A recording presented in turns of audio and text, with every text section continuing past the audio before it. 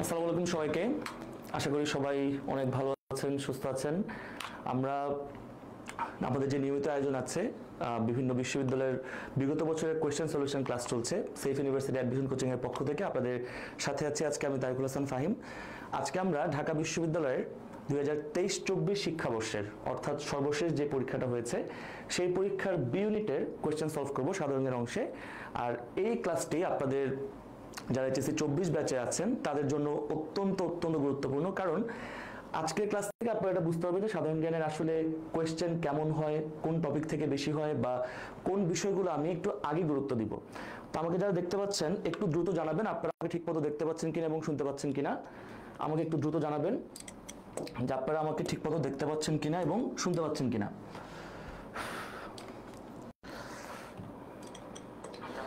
একটু দ্রুত জানাবো আমাকে দেখতে পাচ্ছেন কিনা এবং শুনতে পাচ্ছেন কিনা। আজকে আমরা 2023-24 শিক্ষাবর্ষের কোয়েশ্চেন সলভ করব সাধারণ জ্ঞান অংশটা। সাধারণ জ্ঞান অংশটা আমরা সলভ করব। সাউন্ড আর ভিডিও ক্লিয়ার থাকলে একটু জাস্ট জানাবো ওকে আছে, তাহলে আমরা স্টার্ট করব। তো এখানে একটা বিষয় আমি আপনাদেরকে আগে বলে রাখি যে এর মধ্যে আমাদের 2023-24 শিক্ষাবর্ষের যে কোয়েশ্চেন সেটার বাংলা অংশের ক্লাস গতকালকে হয়েছে, আপনাদের সংস্থা নিয়েছে। এর আগে আপনাদের ইংরেজি অংশের সমাধান ক্লাস নিয়েছেন আমাদের তুষার স্যার, এবং আজকে সাধারণ জ্ঞান ক্লাসে আপনাদের সাথে থাকবো আমি তারিকুল হাসান ফাহিম। এবং একটা বিষয় আমি আপনাদেরকে এখানে বলে রাখি যে বিশ্ববিদ্যালয়ের ভর্তি পরীক্ষায় আসলে সাধারণ জ্ঞান অংশটার গুরুত্ব আসলে কতটুকু বেশি এই জিনিসটা আপনারা একটু দেখেন। প্রথমত একটা বিষয় আপনি মাথায় রাখেন যে আমাদের যে এমসিকিউ পার্টটা আছে, আমাদের যে এমসিকিউ অংশটা আছে এই অংশে আমাদের টোটাল 60 নম্বরের পরীক্ষা হয়েছে 2023-24 সেশনে, 60 মার্কস। এবং এখানে আপনি দেখেন এখানে আমার বাংলাতে নম্বর ছিল 15 আর ইংরেজিতে নাম্বার ছিল 15, ইংরেজিতে 15 এবং বাংলায় 15, এবং এই দুটা মিলে শুধু সাধারণ জ্ঞান অংশেই নাম্বার হচ্ছে 30। অর্থাৎ সহজ একটা হিসাব ভাই যে আপনি মানে বাংলা এবং ইংরেজিতে কোয়েশ্চেন যত বা নম্বর যত, সাধারণ জ্ঞান অংশে নাম্বার তত। অর্থাৎ আপনি বাংলা ইংরেজি মিলাই যে নম্বরটা সেই নম্বরটা আপনি সাধারণ জ্ঞান অংশ দেখতে পাবেন। ঠিক আছে, ওকে, তাহলে আমি শুরু করব এখনই আমি শুরু করব। ওকে, তাহলে আমরা শুরু করে আসেন। বিসমিল্লাহির রহমানির রহিম। আজকে আমরা ঢাকা বিশ্ববিদ্যালয়ের 23-24 শিক্ষাবর্ষের প্রথম কোশ্চেন একটা আমরা দেখি, নিচের কোনটি শেক্সপিয়ারের রচনা নয়। এখন সাধারণ জ্ঞান থেকে আসলে আমাদের কোয়েশ্চেন হয় কোন কোন জায়গা থেকে এই বিষয়টা আমরা একটু আগে দেখি। আমাদের সাধারণ জ্ঞান অংশে আমাদের মূলত কোয়েশ্চেন হওয়ার কয়েকটা টপিক বা কয়েকটা বিষয় আছে, সেগুলো কি কি দেখেন। এখানে আমাদের 1 নম্বর বিষয়টা হচ্ছে বাংলাদেশ বিষয়াবলী, বাংলাদেশ বিষয়াবলী। তারপর আমার 2 নম্বর আছে আন্তর্জাতিক অথবা ইন্টারন্যাশনাল অ্যাফেয়ার্স, আন্তর্জাতিক বিষয়াবলী। তারপর আমার 3 নম্বরটা আছে সাম্প্রতিক অংশ, সাম্প্রতিক বা সমসাময়িক যেই গুরুত্বপূর্ণ ঘটনাগুলো থাকে সেগুলো। অর্থাৎ আপনার এখানে সাম্প্রতিক অংশে যেটা ব্যাপার সেটা হচ্ছে এই সাম্প্রতিক অংশটা থেকে আপনার বাংলাদেশেও কোয়েশ্চেন হতে পারে, ইন্টারন্যাশনালেও কোয়েশ্চেন হতে পারে। তাহলে এই 3টা হচ্ছে আমার সবার আগে। তারপর যদি আমি বলি 4 নম্বর হচ্ছে আমাদের এইচএসসি টেক্সট বুক থেকে মাঝে মধ্যে প্রশ্ন হয়। এইচএসসি টেক্সট বুক অংশ থেকে আমাদের মাঝে মধ্যে প্রশ্ন হয়, কোন সেশনে দেখবেন 3-4টা আসে, কোনোটাতে একটু বেশি আসে, কোনোটাতে কম আসে। এই 4টা হচ্ছে আমাদের মূলত এই সাধারণ জ্ঞান অংশটা কভার করা। এখন সাধারণ জ্ঞানের সব থেকে বড় যেই চ্যালেঞ্জটা আমি বলবো বা যেটা আপনারা প্রবলেম ফিল করবেন বা যারা আগে পরীক্ষা দিয়েছে যারা ফিল করেছে ইতিমধ্যে, যে এই অংশে আসলে কোনো নির্দিষ্ট সিলেবাস হয় না। এখানে আপনি আমাদের এই দুনিয়াটা যেদিন শুরু হয়েছে সেদিন থেকে আপনি যেদিন ভর্তি পরীক্ষা দিতে যাবেন অথবা আপনি পরীক্ষার হলে প্রবেশ করা পর্যন্ত যা কিছু সবই সাধারণ জ্ঞানের ভেতর চলে আসে। বাট আমরা যে কাজটা করতে পারি, বিগত বছরের কোয়েশ্চেন সলভ করলে আপনার 2টা উপকার হবে। প্রথম উপকারটা হচ্ছে আপনি কোয়েশ্চেনের টাইপ বুঝতে পারবেন, দ্বিতীয় উপকারটা হচ্ছে আপনি কোনগুলো আগে শেষ করবেন সেটা বুঝতে পারবেন। তাহলে আপনি দেখেন এই কোয়েশ্চেনটা অর্থাৎ নিচের কোনটি শেক্সপিয়ারের রচনা নয়, এটা কিন্তু বেসিক্যালি ইংরেজি সাহিত্যের প্রশ্ন। এটা কিন্তু সাধারণ জ্ঞানের প্রশ্ন বলা যায় না, বা আমরা যেটা ট্রেডিশনাল সাধারণ জ্ঞান চিন্তা করি সেই ট্রেডিশনাল সাধারণ জ্ঞানের কোয়েশ্চেন কিন্তু এটা বলা যায় না। বাট এই কোয়েশ্চেনটা আপনি দেখেন নিচের কোনটি শেক্সপিয়ারের রচনা নয়। এক্ষেত্রে আমি আপনাদেরকে সবার আগে যে কথাটা বলবো যে আমরা কোয়েশ্চেন যখন সলভ করব, যেই সাবজেক্টের হোক না কেন, বাংলা হোক, ইংরেজি হোক বা সাধারণ জ্ঞান হোক, যে কোনো কোয়েশ্চেন সলভ করার ক্ষেত্রে আমরা একটু কোয়েশ্চেনের মার্কেসগুলো একটু দেখবো আগে ভালো করে। এখন অনেক ক্ষেত্রে এরকমটা হয়, আপনারা এইচএসসি পরীক্ষাতে এটা ফিল করতে পারেন যে কোয়েশ্চেন পারেন বাট আপনি দাগাইছেন ভুল। এই কারণটা আমি বিশেষভাবে এই বিষয়টা আমি এই কারণেই বলছি যে এই নয় কথাটা আমরা অনেক সময় ফলো করি না বা আমরা খেয়াল করি না। এই জায়গা থেকে আপনি মনে রাখবেন যে আপনার কোয়েশ্চেন পড়তে হবে নাম্বার 1, এবং নাম্বার 2 হচ্ছে তারপর আমাকে অ্যান্সার করতে হবে নিচের কোনটি শেক্সপিয়ারের রচনা নয়। দেখি এইটার অ্যান্সার কারা পারেন আমি একটু দেখতে চাই। এটার অ্যান্সার কারা পারেন একটু আমি দেখতে চাই। আমি আবার বলছি এটা কিন্তু ইংরেজি সাহিত্যের প্রশ্ন, যেটা আমরা ট্রেডিশনাল সাধারণ জ্ঞানের আমরা যেটা পড়ে থাকি সেরকমটা কিন্তু এখানে আমরা দেখতে পাচ্ছি না। একটু জানাবো যে এখানে আমরা অ্যান্সার কোনটা নিতে পারি।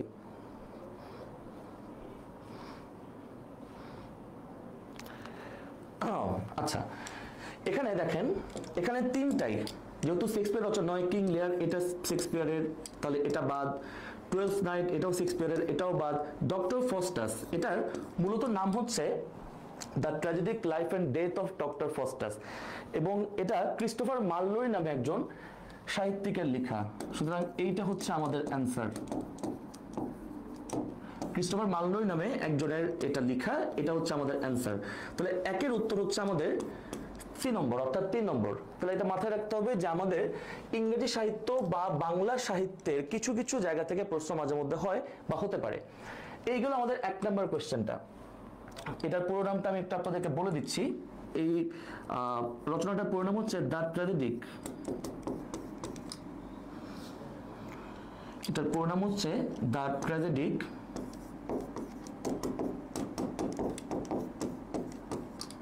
Life and death of doctor Faustus. Doctor Faustus, তাহলে একের উত্তর হচ্ছে সি নম্বর। আর বাকি যে তিনটা আপনি দেখতে পাচ্ছেন, অর্থাৎ কিং লিয়ার অথবা 12th নাইট অথবা দ্য টেম্পেস্ট, এই তিনটাই হচ্ছে শেক্সপিয়ারের। এই তিনটাই হচ্ছে শেক্সপিয়ারের। তাহলে 1 নম্বর কোশ্চেনটা আমরা দেখতে পেলাম যে ইংরেজি সাহিত্য থেকে আসছে। এবার আমরা একটু 2 নম্বর কোশ্চেনে চলে যাব। এর আগে আমাকে একটু জানান যে 1 নম্বর কোশ্চেনটা আমাদের ক্লিয়ার কিনা। 1 নম্বর কোশ্চেনটা আমাদের ক্লিয়ার কিনা। আপনারা যারা ক্লাসটা করছেন আপনারা একটু ক্লাসটা দ্রুত শেয়ার করে দিবেন, তাহলে আপনাদের অন্যান্য যারা বন্ধু বান্ধব অথবা আপনাদের যারা ক্লাসমেট আছে তারাও ওখান থেকে কিছু শিখতে পারবে। ক্লাসটা একটু শেয়ার করে দিব আমরা দ্রুত, এবং ক্লাসটা শেয়ার করে আমরা একটু শেয়ার ডান লিখব। আমরা একটু শেয়ার ডান লিখব। আর আমাদের এই ক্লাসগুলো কিন্তু ধারাবাহিকভাবে চলবে, এবং আপনাদের জন্য অবশ্যই কিছুক্ষণ পরে আমি আরেকটা বিশেষ বিষয় নিয়ে আপনাদের সাথে কথা বলবো, যেটা শুধু স্পেশালি 2024 ব্যাচের জন্য আমরা পরিকল্পনা করেছি সেফ ইউনিভার্সিটি অ্যাডমিশন কোচিং এর পক্ষ থেকে। তাহলে 1 নম্বর কোশ্চেনটা আশা করতেছি আমাদের সবার ক্লিয়ার ইনশাল্লাহ। ঠিক আছে, তাহলে আমরা 2 নম্বরে চলে যাই। 2 নম্বর কোশ্চেনটা হচ্ছে আমাদের, দেখেন বাংলাদেশের মুক্তিযুদ্ধের পটভূমিতে নির্মিত ধীরে বহে মেঘনা চলচ্চিত্রের পরিচালক কে? দেখেন খুব ভালো প্রশ্ন এটা। একটা বিষয় মনে রাখবেন যে আমাদের এই মুক্তিযুদ্ধ টপিকটা থেকে প্রশ্ন আসবেই। অর্থাৎ মুক্তিযুদ্ধ সম্পর্কে আপনি যত ভালো জানবেন, যত বেশি জানবেন, যত সলিড জানবেন, তত বেশি আপনি পরীক্ষায় নম্বর ভালো পাওয়ার সম্ভাবনাটা অনেক বেশি বেড়ে যাবে। দেখি 2 নম্বরে একটু অ্যান্সারটা দিবেন, তারপর আমি আপনাদেরকে এটার এক্সপ্লেনেশনটা দিব। অর্থাৎ মুক্তিযুদ্ধ থেকে আপনার এখানে চলচ্চিত্র আসতে পারে। আমি যদি আপনাকে বলি এখানে মুক্তিযুদ্ধ থেকে মুক্তিযুদ্ধ ভিত্তিক চলচ্চিত্র আসতে পারে, বিভিন্ন সাহিত্যকর্ম আসতে পারে। সাহিত্যকর্ম একদিন ধরেন বিভিন্ন গল্প, বিভিন্ন উপন্যাস, বিভিন্ন কবিতা বা যে কোনো কিছু আসতে পারে, বা প্রবন্ধ, আপনি যাই বলেন এগুলো আসেই। সুতরাং আপনার এখান থেকে খুব ভালো একটা কনসেপ্টটা রাখতে হবে। এবং এই কোয়েশ্চেনটা ধীরে বহে মেঘনা এর আগেও আসছে, আমি যদি ভুল না করি তাহলে 2018-19 শিক্ষাবর্ষ সেম কোয়েশ্চেনটাই আসছিল।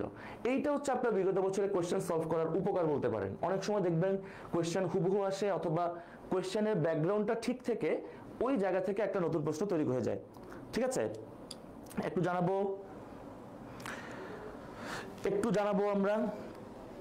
আচ্ছা, এবার দেখেন বাংলাদেশের মুক্তিযুদ্ধের পটভূমিতে নির্মিত ধীরে বহে মেঘনা চলচ্চিত্রের পরিচালক, এটা হচ্ছে আলমগীর কবির সাহেব। এবং এই সিনেমাটা প্রকাশিত হয়, মানে মুক্তি পায় 1973 সালে। এবং এখানে একটা বিষয় আপনাদেরকে বলে রাখি, যদি পরীক্ষায় আসে যে মুক্তিযুদ্ধ ভিত্তিক প্রথম চলচ্চিত্র কোনটি, মুক্তিযুদ্ধ ভিত্তিক প্রথম চলচ্চিত্র, তাহলে তখন আপনাকে দাগাতে হবে ওরা 11 জন। ওরা 11 জন, যেটা 1972 সালে প্রকাশিত হয়, মানে মুক্তি পায়। এবং এই সিনেমাটার পরিচালক ছিলেন চাষী নজরুল ইসলাম। এই সিনেমাটার পরিচালক ছিলেন চাষী নজরুল ইসলাম। তাহলে আপনি পরীক্ষায় যদি কখনো দেখেন মুক্তিযুদ্ধ ভিত্তিক প্রথম চলচ্চিত্র কোনটা, তখন আপনি অবশ্যই ওরা 11 জন দাগাবেন। এই চাষী নজরুল ইসলামের আরেকটা সিনেমা পরীক্ষা আসার মতো বা খুবই ইম্পর্টেন্ট, সেই চলচ্চিত্রের নামটা হচ্ছে সংগ্রাম।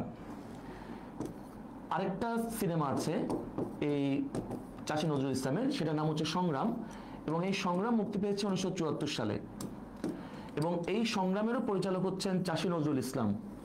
এবং এই সিনেমাটার কথা আমি বিশেষভাবে এই কারণেই বলছি, কারণ এই সিনেমায় বঙ্গবন্ধু শেখ মুজিবুর রহমান অভিনয় করেছেন, এই কারণে এটা পরীক্ষায় আসতে পারে।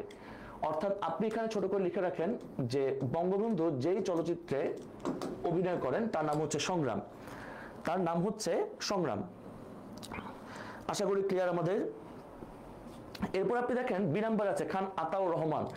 ওনার একটা সিনেমা খুবই জনপ্রিয় বা খুবই পরিচিত বা খুব ভালো, আপনারা দেখতে পারেন।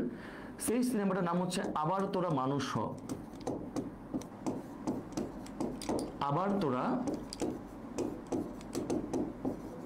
মানুষ হ, এটাও একই বছর 73 সালে বের হয়েছে। তাহলে ধীরে বহে মেঘনা, যেটা আমাদের পরীক্ষায় কোয়েশ্চেন ছিল, ধীরে বহে মেঘনা, এটার পরিচালক হচ্ছেন আলমগীর কবির। আর খান আতাউর রহমানের যে সিনেমাটা আছে সেটার নাম হচ্ছে আবার তোরা মানুষ হ। এরপর আপনি সি নাম্বারে দেখেন আমাদের খুবই পরিচিত একজন মানুষ, তিনি হচ্ছেন হুমায়ুন আহমেদ। ওনার মুক্তিযুদ্ধ ভিত্তিক 2টা সিনেমা পরীক্ষাতে আসার মতো বা আসতে পারে। এর মধ্যে আপনারা যদি জেনে থাকেন একটু বলেন দেখি পারেন কিনা, যে মুক্তিযুদ্ধ ভিত্তিক হুমায়ুন আহমেদের কোনো চলচ্চিত্র আপনার নাম জানা থাকতে বলেন। 2টা পরীক্ষায় আসার মতো আছে, আমি বলে দিব, বাট এর আগে আপনারা একটু বলেন যে এই জিনিসটা আসতে পারে কিনা।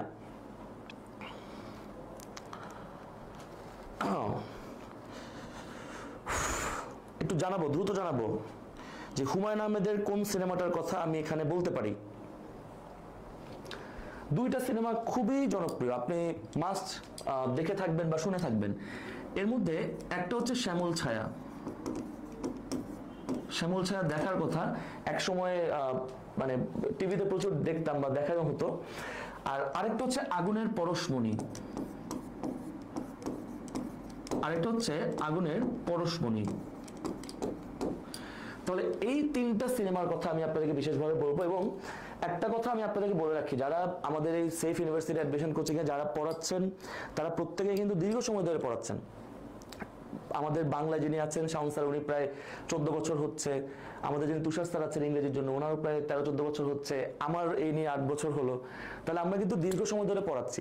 সো আপনারা একটা বিষয় মাথায় রাখবেন যে সেফ আমরা একত্রিত হয়েছি, সেটা হয়তো আপনার কাছে মনে হচ্ছে এটা নতুন, বাট এখানে যারা পড়াচ্ছে তারা কিন্তু দীর্ঘদিন ধরে এই অ্যাডমিশন নিয়ে কাজ করে বা অ্যাডমিশনের শিক্ষার্থীদের সাথে আছে বা পড়াচ্ছে। আশা করছি আপনারা আমাদের সকল কার্যক্রমে নিয়মিত থাকবেন, তাহলে আমরা আমাদের বেস্ট আউটপুটটুকু আপনাদেরকে দিতে পারবো। তাহলে দেখেন, আপনি একটা কোশ্চেন থেকে আপনি কিন্তু অনেকগুলো কোশ্চেন অ্যান্সার করতে পারবেন। এখন যদি আপনার পরীক্ষায় আসে যে মুক্তিযুদ্ধ ভিত্তিক প্রথম চলচ্চিত্রের নাম কি, আপনি লাগাবেন ওরা 11 জন। ওরা 11 জন কবে মুক্তি পায়? 1972 সালে। এই ওরা 11 জনের পরিচালককে চাষী নজরুল ইসলাম। তাহলে এখান থেকে কিন্তু আপনি 3টা কোশ্চেন লাগাতে পারবেন। তারপর বঙ্গবন্ধু কোন সিনেমা অভিনয় করেছেন? সংগ্রাম। এই সিনেমা প্রকাশ বা মুক্তি পায় কবে? 74 সালে। এই সিনেমার পরিচালককে? চাষী নজরুল ইসলাম। 6টা কোশ্চেন কিন্তু আপনাকে আমি এখান থেকে বের করে দিলাম। এরপর আপনি দেখেন খান আতাউর রহমান সাহেব, উনি যেটা করেছেন আবার তোরা মানুষ হ, এটার মানে পরীক্ষা আসার মতো, যেটার পরিচালককে। 7টা কোশ্চেন।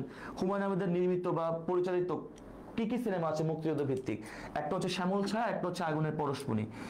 এরপর আপনি দেখেন সুভাষ দত্ত। সুভাষ দত্ত, এই সুভাষ দত্ত, হ্যাঁ থ্যাংক ইউ, একজন লিখছেন আগুনের পরশমণি। আচ্ছা আমি একটু কমেন্ট পড়ি, শুধু পড়ায় যাচ্ছে কমেন্ট পড়তেছি না। একটা হচ্ছে সুভাষ দত্ত, রাইট।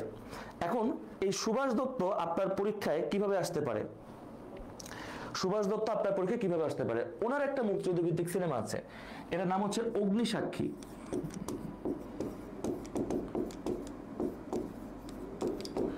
এটার নাম হচ্ছে অগ্নিসাক্ষী। তাহলে আপনি দেখেন আমাদের কোশ্চেন সলিউশন ক্লাসগুলো করার সব থেকে ভালো উপকার যেটা আসলে যে নর্মালি আপনি এইভাবে পড়েন বা এইভাবে শিখে থাকেন যে এই 2 নাম্বার কোশ্চেন এটার অ্যান্সার হচ্ছে আলমগীর কবির শেষ, বাট এখান থেকে আমি আপনাকে অন্তত 10+ কোশ্চেন সলভ করে দিয়েছি, অন্তত 10+। তাহলে আমি আশা করি আপনাদের কাছে ক্লিয়ার। আমি আরেকটু ছোট করে বলে দিচ্ছি যে আপনারা এইখানে যে সিনেমাগুলোর নাম দেখছেন সেগুলো খুবই খুবই গুরুত্বপূর্ণ। এছাড়া আরো অনেক আছে, তিতাস একটি নদীর নাম মধুমতি এবং হাঙ্গর নদীর গ্রেনেড। আপনারা মুক্তিযুদ্ধ ভিত্তিক চলচ্চিত্র, সিনেমা বা আমি যদি বলি বিভিন্ন সাহিত্যকর্ম, এগুলোর প্রতি বিশেষভাবে গুরুত্ব দিবেন এবং সেটার জন্য ইনশাল্লাহ আপনাদের এইচএসসি পরীক্ষার শুরু হওয়ার সাথে সাথে আপনারা বাজারে এবছর পেয়ে যাবেন ফাহিমস বেসিক জিকে ইনশাল্লাহ। ওখানে আপনারা খুব সুন্দর করে আপনারা সবকিছু সাজানো পাবেন।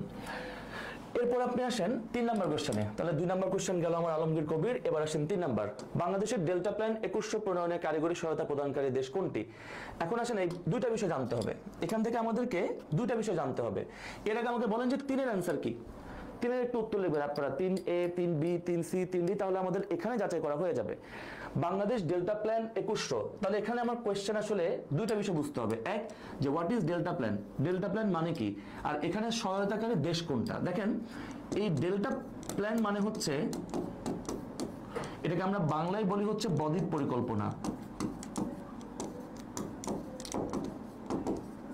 বদ্বীপ পরিকল্পনা, কারণ এখানে যে ডেল্টা দেখতে পাচ্ছেন, ডেল্টা মানে হচ্ছে বদ্বীপ। আর এই বদ্বীপ পরিকল্পনাটা বেসিক্যালি আমাদের জলবায়ু পরিবর্তন বা ক্লাইমেট চেঞ্জের জন্য বাংলাদেশকে বিভিন্ন অঞ্চলে ভাগ করা হয়েছে, ওই ভাগটাকে নিয়ে আমাদের পরবর্তীতে প্ল্যান হবে। এখন এই ডেল্টা প্ল্যানে আমাদেরকে সহায়তা করছে যে দেশটা, সেই দেশটা আবার সর্বপ্রথম যে দেশটা ডেল্টা প্ল্যান গ্রহণ করেছে সেই দেশটাই। অর্থাৎ আমাদের এই ডেল্টা প্ল্যান 2100 বা ডেল্টা প্ল্যান 2100-তে যে আমাদেরকে কারিগরি সহায়তা প্রদান করছে, সর্বপ্রথম এই প্ল্যানটা গ্রহণ করেছে সেই দেশটা, এবং সেই দেশটা হচ্ছে নেদারল্যান্ডস। সেই দেশটা হচ্ছে নেদারল্যান্ডস, এটা মাথায় রাখবেন। এবং পুরো বাংলাদেশকে 6টি জোনে ভাগ করেছে এই পরিকল্পনার আলোকে। এখন আমাদের বাংলাদেশে আপনি দেখেন একটা জিনিস মাথায় রাখতে হবে, আমাদের বাংলাদেশে প্রায় কিছু কোশ্চেন আছে যে বিভিন্ন ডেভেলপমেন্ট প্রজেক্ট বা বিভিন্ন উন্নয়ন প্রকল্প যদি আমি বলি, এখানে বিভিন্ন দেশের সহায়তা, তার মানে এই বিভিন্ন উন্নয়ন প্রকল্পের নাম আমাকে জানতে হবে এবং এই প্রকল্পগুলোতে কারা অর্থ বিনিয়োগ করছে বা সহায়তা করছে বা ঋণ দিচ্ছে বা কারিগরি সহায়তা দিচ্ছে, এই প্রশ্নগুলো কিন্তু প্রায় আসে। যেমন ধরেন আমি যদি জার্মানির কথা বলি, জার্মানি আমাদেরকে ই পাসপোর্টে সহায়তা করছে। ই পাসপোর্টে আমরা জার্মানি থেকে সহায়তা নিচ্ছি। এরপর আপনি দেখেন চীনের কথা যদি বলি, চীনের কথা আসলে ভাই বলে শেষ করা যাবে না যে চীনের এত এত কাজ আমাদের সাথে হচ্ছে। আমি কয়েকটা আপনাদেরকে উদাহরণ দিই। যেমন ধরেন বঙ্গবন্ধু টানেল, যেটাকে আমরা অনেকেই কর্ণফুলী টানেলও বলি, বাট আসলে বঙ্গবন্ধু শেখ মুজিবুর রহমান টানেল হচ্ছে নাম। এইখানে আমাদেরকে চীন সহায়তা করছে। তারপর ধরেন আমাদের যে ডেমো ট্রেন প্রকল্প আছে, এই ডেমো ট্রেন প্রকল্পে সহায়তা করছে কিন্তু চীন। এই ডেমো ট্রেন প্রকল্পে সহায়তা করছে চীন। এরপর আপনি যদি দেখেন চীন এছাড়াও আমাদেরকে কোন কোন জায়গায় হেল্প করছে বা অন্য কোন দেশ আমাদেরকে হেল্প করছে কিনা, তাহলে আপনি দেখেন এই ডেমো ট্রেন, বঙ্গবন্ধু টানেল, এখানে আমাদেরকে চীন হেল্প করছে। তারপর আমি যদি ভারতের কথা বলি, ভারত আমাদেরকে হেল্প করছে রামপাল বিদ্যুৎ কেন্দ্রে, যেটা বাগেরহাটে অবস্থিত, রামপাল বিদ্যুৎ কেন্দ্র। এরপর যদি আমি আপনাকে বলি ভারতের পর আমি যদি রাশিয়ার কথা বলি, রাশিয়া আমাদেরকে সহায়তা করছে রূপপুর বিদ্যুৎ কেন্দ্র। এখন এই রূপপুর আপনাদের জন্য খুবই গুরুত্বপূর্ণ 2টা কারণে। এক হচ্ছে এই রূপপুর হচ্ছে আমাদের বাংলাদেশের প্রথম পারমাণবিক বিদ্যুৎ কেন্দ্র, প্রথম পারমাণবিক বিদ্যুৎ কেন্দ্র। তাহলে এই রূপপুর বিদ্যুৎ কেন্দ্রে আমাদেরকে সহায়তা করছে যে দেশটা, সেটা হচ্ছে রাশিয়া। এবং এই রূপপুরের সাথে আপনারা আরেকটা নাম শুনবেন, সে নামটা হচ্ছে রোসাটম। সেই নামটা হচ্ছে রোসাটম। একবার ঢাকা বিশ্ববিদ্যালয়ের পরীক্ষা আসছিল যে রোসাটম কোন দেশের পরমাণু সংস্থা, তখন কিন্তু এটা অনেকেই কনফিউজড হয়ে গেছে, কারণ তারা শুনছে রূপপুর, রাশিয়া হেল্প করছে, বাট আপনি একটা বিষয় মনে রাখবেন, আলোচিত টপিক থেকে বা আলোচিত বিষয় থেকে কোয়েশ্চেন সরাসরিও হতে পারে বা একটু ব্যাকগ্রাউন্ড থেকেও হতে পারে। অর্থাৎ আপনি যদি এইটুকু জানেন যে রূপপুর সহায়তা করছে রাশিয়া, এবং এখান থেকে আপনি কিন্তু রোসাটম অ্যান্সারটা করতে পারবেন। তাহলে রাশিয়া মনে রাখবেন যে বাংলাদেশের প্রথম পারমাণবিক বিদ্যুৎ কেন্দ্রে আমাদেরকে সহায়তা করছে রাশিয়া। এরপর তাহলে আমরা জার্মানি শিখলাম, আমরা নেদারল্যান্ড শিখলাম, আমরা চীন শিখলাম, আমরা ভারত শিখলাম, আমরা রাশিয়া শিখলাম। এবার আমরা যেটা শিখতে পারি সেটা হচ্ছে আমাদের মানে খুবই বলতে পারেন যে সবচেয়ে বড় দাতা গোষ্ঠী, সে দেশটা হচ্ছে জাপান। জাপান আমাদেরকে কোথায় কোথায় হেল্প করছে, জাপান আমাদেরকে কোথায় কোথায় হেল্প করছে দেখি একটু কমেন্টে জানান যে জাপান আমাদেরকে কোন জায়গায় বা কোন সেক্টরে হেল্প করছে, যদি আপনার জানা থাকে। আমি জাস্ট 15 সেকেন্ড দেখব, আমি জাস্ট 15 সেকেন্ড দেখব, জাস্ট 15 সেকেন্ড দেখব।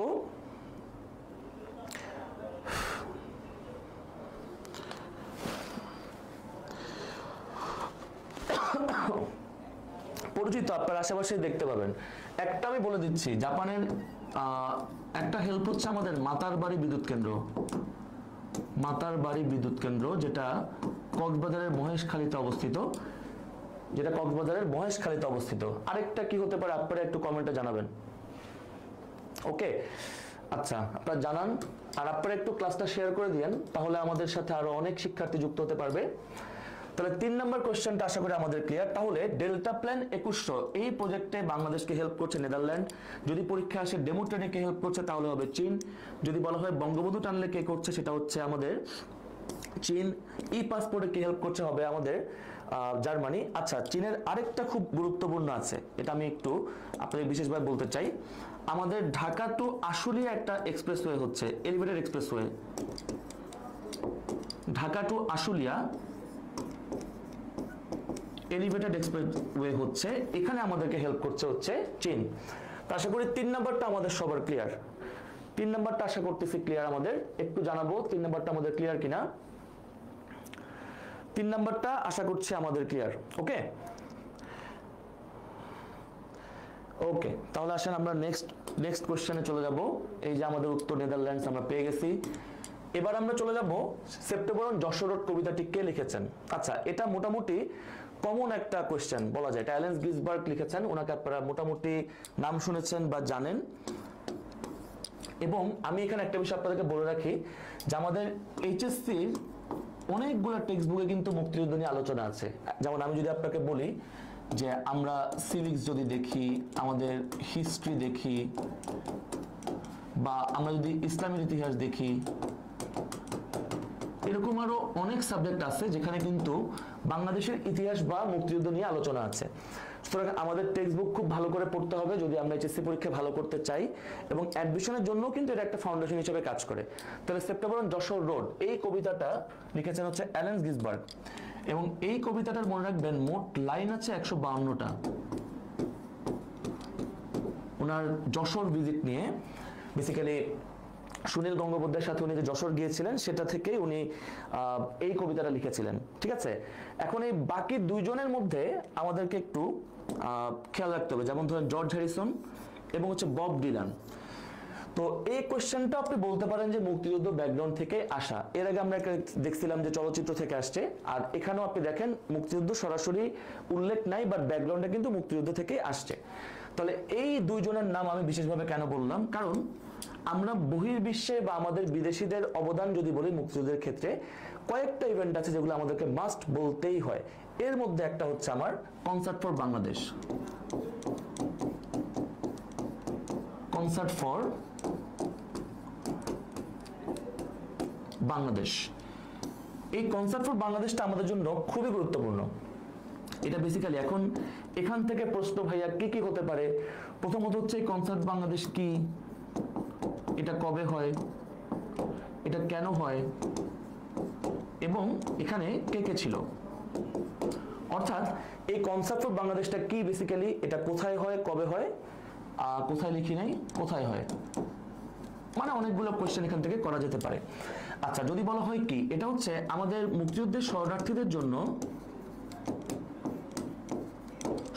জন্য সহায়তা, মানে আর্থিক সহায়তা গ্রহণ করার জন্য এই কনসার্ট ফর বাংলাদেশটা আয়োজন করা হয়, এবং এটা আয়োজিত হয় নিউ ইয়র্কের ম্যাডিসন স্কয়ারে। এটা আয়োজিত হয় যুক্তরাষ্ট্রের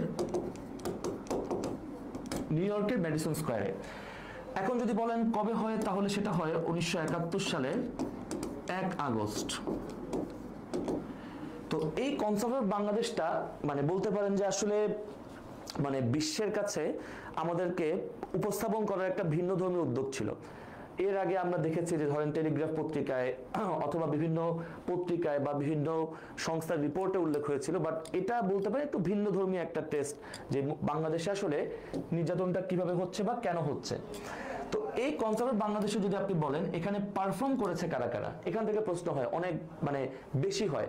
কয়েকটা নামে আপনাকে বলি যে এই কনসার্ট বাংলাদেশের জন্য এখানে মূলত এটা যদি আপনি বলেন যে পারফর্ম কারা কারা করেছেন কয়েকটা নাম বলি, যেমন ধরেন জর্জ হ্যারিসন, তারপর পণ্ডিত রবিশঙ্কর,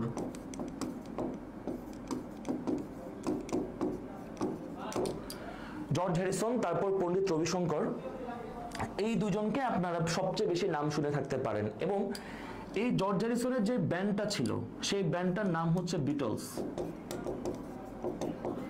আপনারা হয়তো বা ইউটিউবে এই কনসার্টের কিছু ক্লিপ বা কিছু অংশ দেখতে পারেন, বাংলাদেশ বলে একটা গান আছে, ওটা দেখতে পারেন। এখন এটা ছাড়াও আরো কিছু ব্যক্তি এখানে পারফর্ম করেছে, জর্জ হ্যারিসন বা তার বিটলস ব্যান্ড। এখন মাঝে মধ্যে যেটা হয় কিছু কোয়েশ্চেন আপনার সাথে পেঁচাবে। কেমন পেঁচাবে? যেমন যদি প্রশ্ন করে যে কনসার্ট ফর বাংলাদেশটা কোথায় হয়, তখন আপনি কি দাগাবেন? নিউ ইয়র্ক দাগাবেন অথবা যুক্তরাষ্ট্র দাগাবেন। এখন যদি বলে যে এই বিটলস ব্যান্ডটা কোন দেশের, এই বিটলস ব্যান্ডটা এইটা কোন দেশের বা এটা কোথাকার, দেখেন বিটলস কিন্তু মার্কিন ব্যান্ড না, এটা মাথায় রাখবেন। প্যাচ লাগাবেন না যে কনসার্ট ফর বাংলাদেশ এইটা যুক্তরাষ্ট্রে হয়, ঠিক আছে, বাট এই বিটলস ব্যান্ডটা কিন্তু ছিল লন্ডন ভিত্তিক, অর্থাৎ এই বিটলস ছিল একটি লন্ডন ভিত্তিক ব্যান্ড। পণ্ডিত রবিশঙ্করের কথা বললাম, জর্জ হ্যারিসনের কথা বললাম, এই ছাড়াও এখানে আরো কিছু মানুষের নাম আসলে বলতে হয়। যেমন ধরেন এই বব ডিলান, উনিও কিন্তু এই কনসার্ট ফর বাংলাদেশে ছিলেন। বব ডিলান ছিলেন এই কনসার্ট ফর বাংলাদেশের অংশ। তাহলে আমাকে একটু জানান, আমি একটা ছোট্ট প্রশ্ন করবো, তাহলে বলেন তো এই কনসার্ট বাংলাদেশের বিটলস ব্যান্ডটা পারফর্ম করে অথবা এখানে যে তারা ইয়ে করে তাদের সঙ্গীত পরিবেশনা করে, এই বিটলস ব্যান্ডটা এটা কোন দেশের? এটা একটু আমাকে কমেন্টে জানান। এই বিটলস ব্যান্ডটা কোন দেশের? এটা কি যুক্তরাষ্ট্র হবে নাকি যুক্তরাজ্য হবে? অর্থাৎ এই বিটলস ব্যান্ডটা এটা কি ইউএসএ হবে নাকি ইউকে হবে? এইটা একটু জানান, এইটা একটু জানান।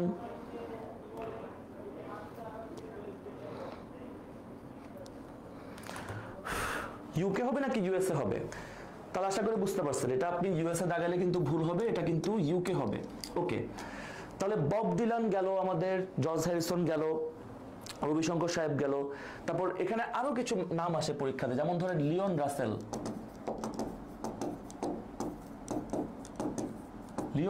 উনিও কিন্তু কনসার্ট ফর বাংলাদেশের একটা অংশ ছিল। তাহলে আশা করি আমাদের এই ব্যাপারটা ক্লিয়ার যে কনসার্ট ফর বাংলাদেশ কি ছিল, কোথায় হয়, কেন হয়, আশা করি আমাদের ক্লিয়ার। তাহলে যদি বলা হয় কনসার্ট বাংলাদেশটা কোথায়, যুক্তরাষ্ট্রের কোথায়? ম্যাডিসন স্কয়ার অর্থাৎ নিউ ইয়র্কে।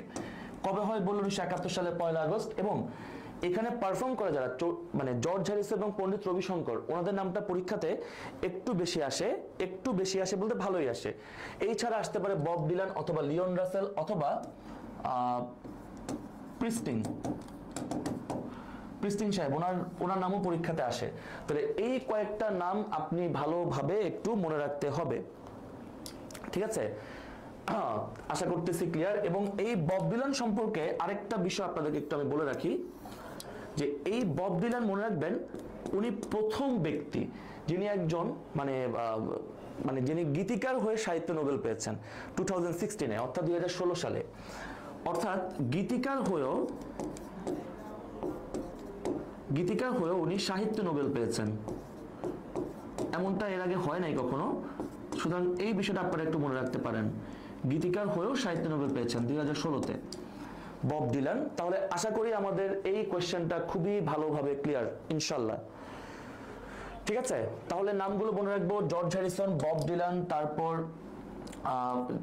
পণ্ডিত রবিশঙ্কর আছেন, আলী আকবর খান আছেন, আমি ওনার নামটা লিখতে ভুলে গেছি, আর লেখার জায়গাও নাই, আমি একটু মুছছি।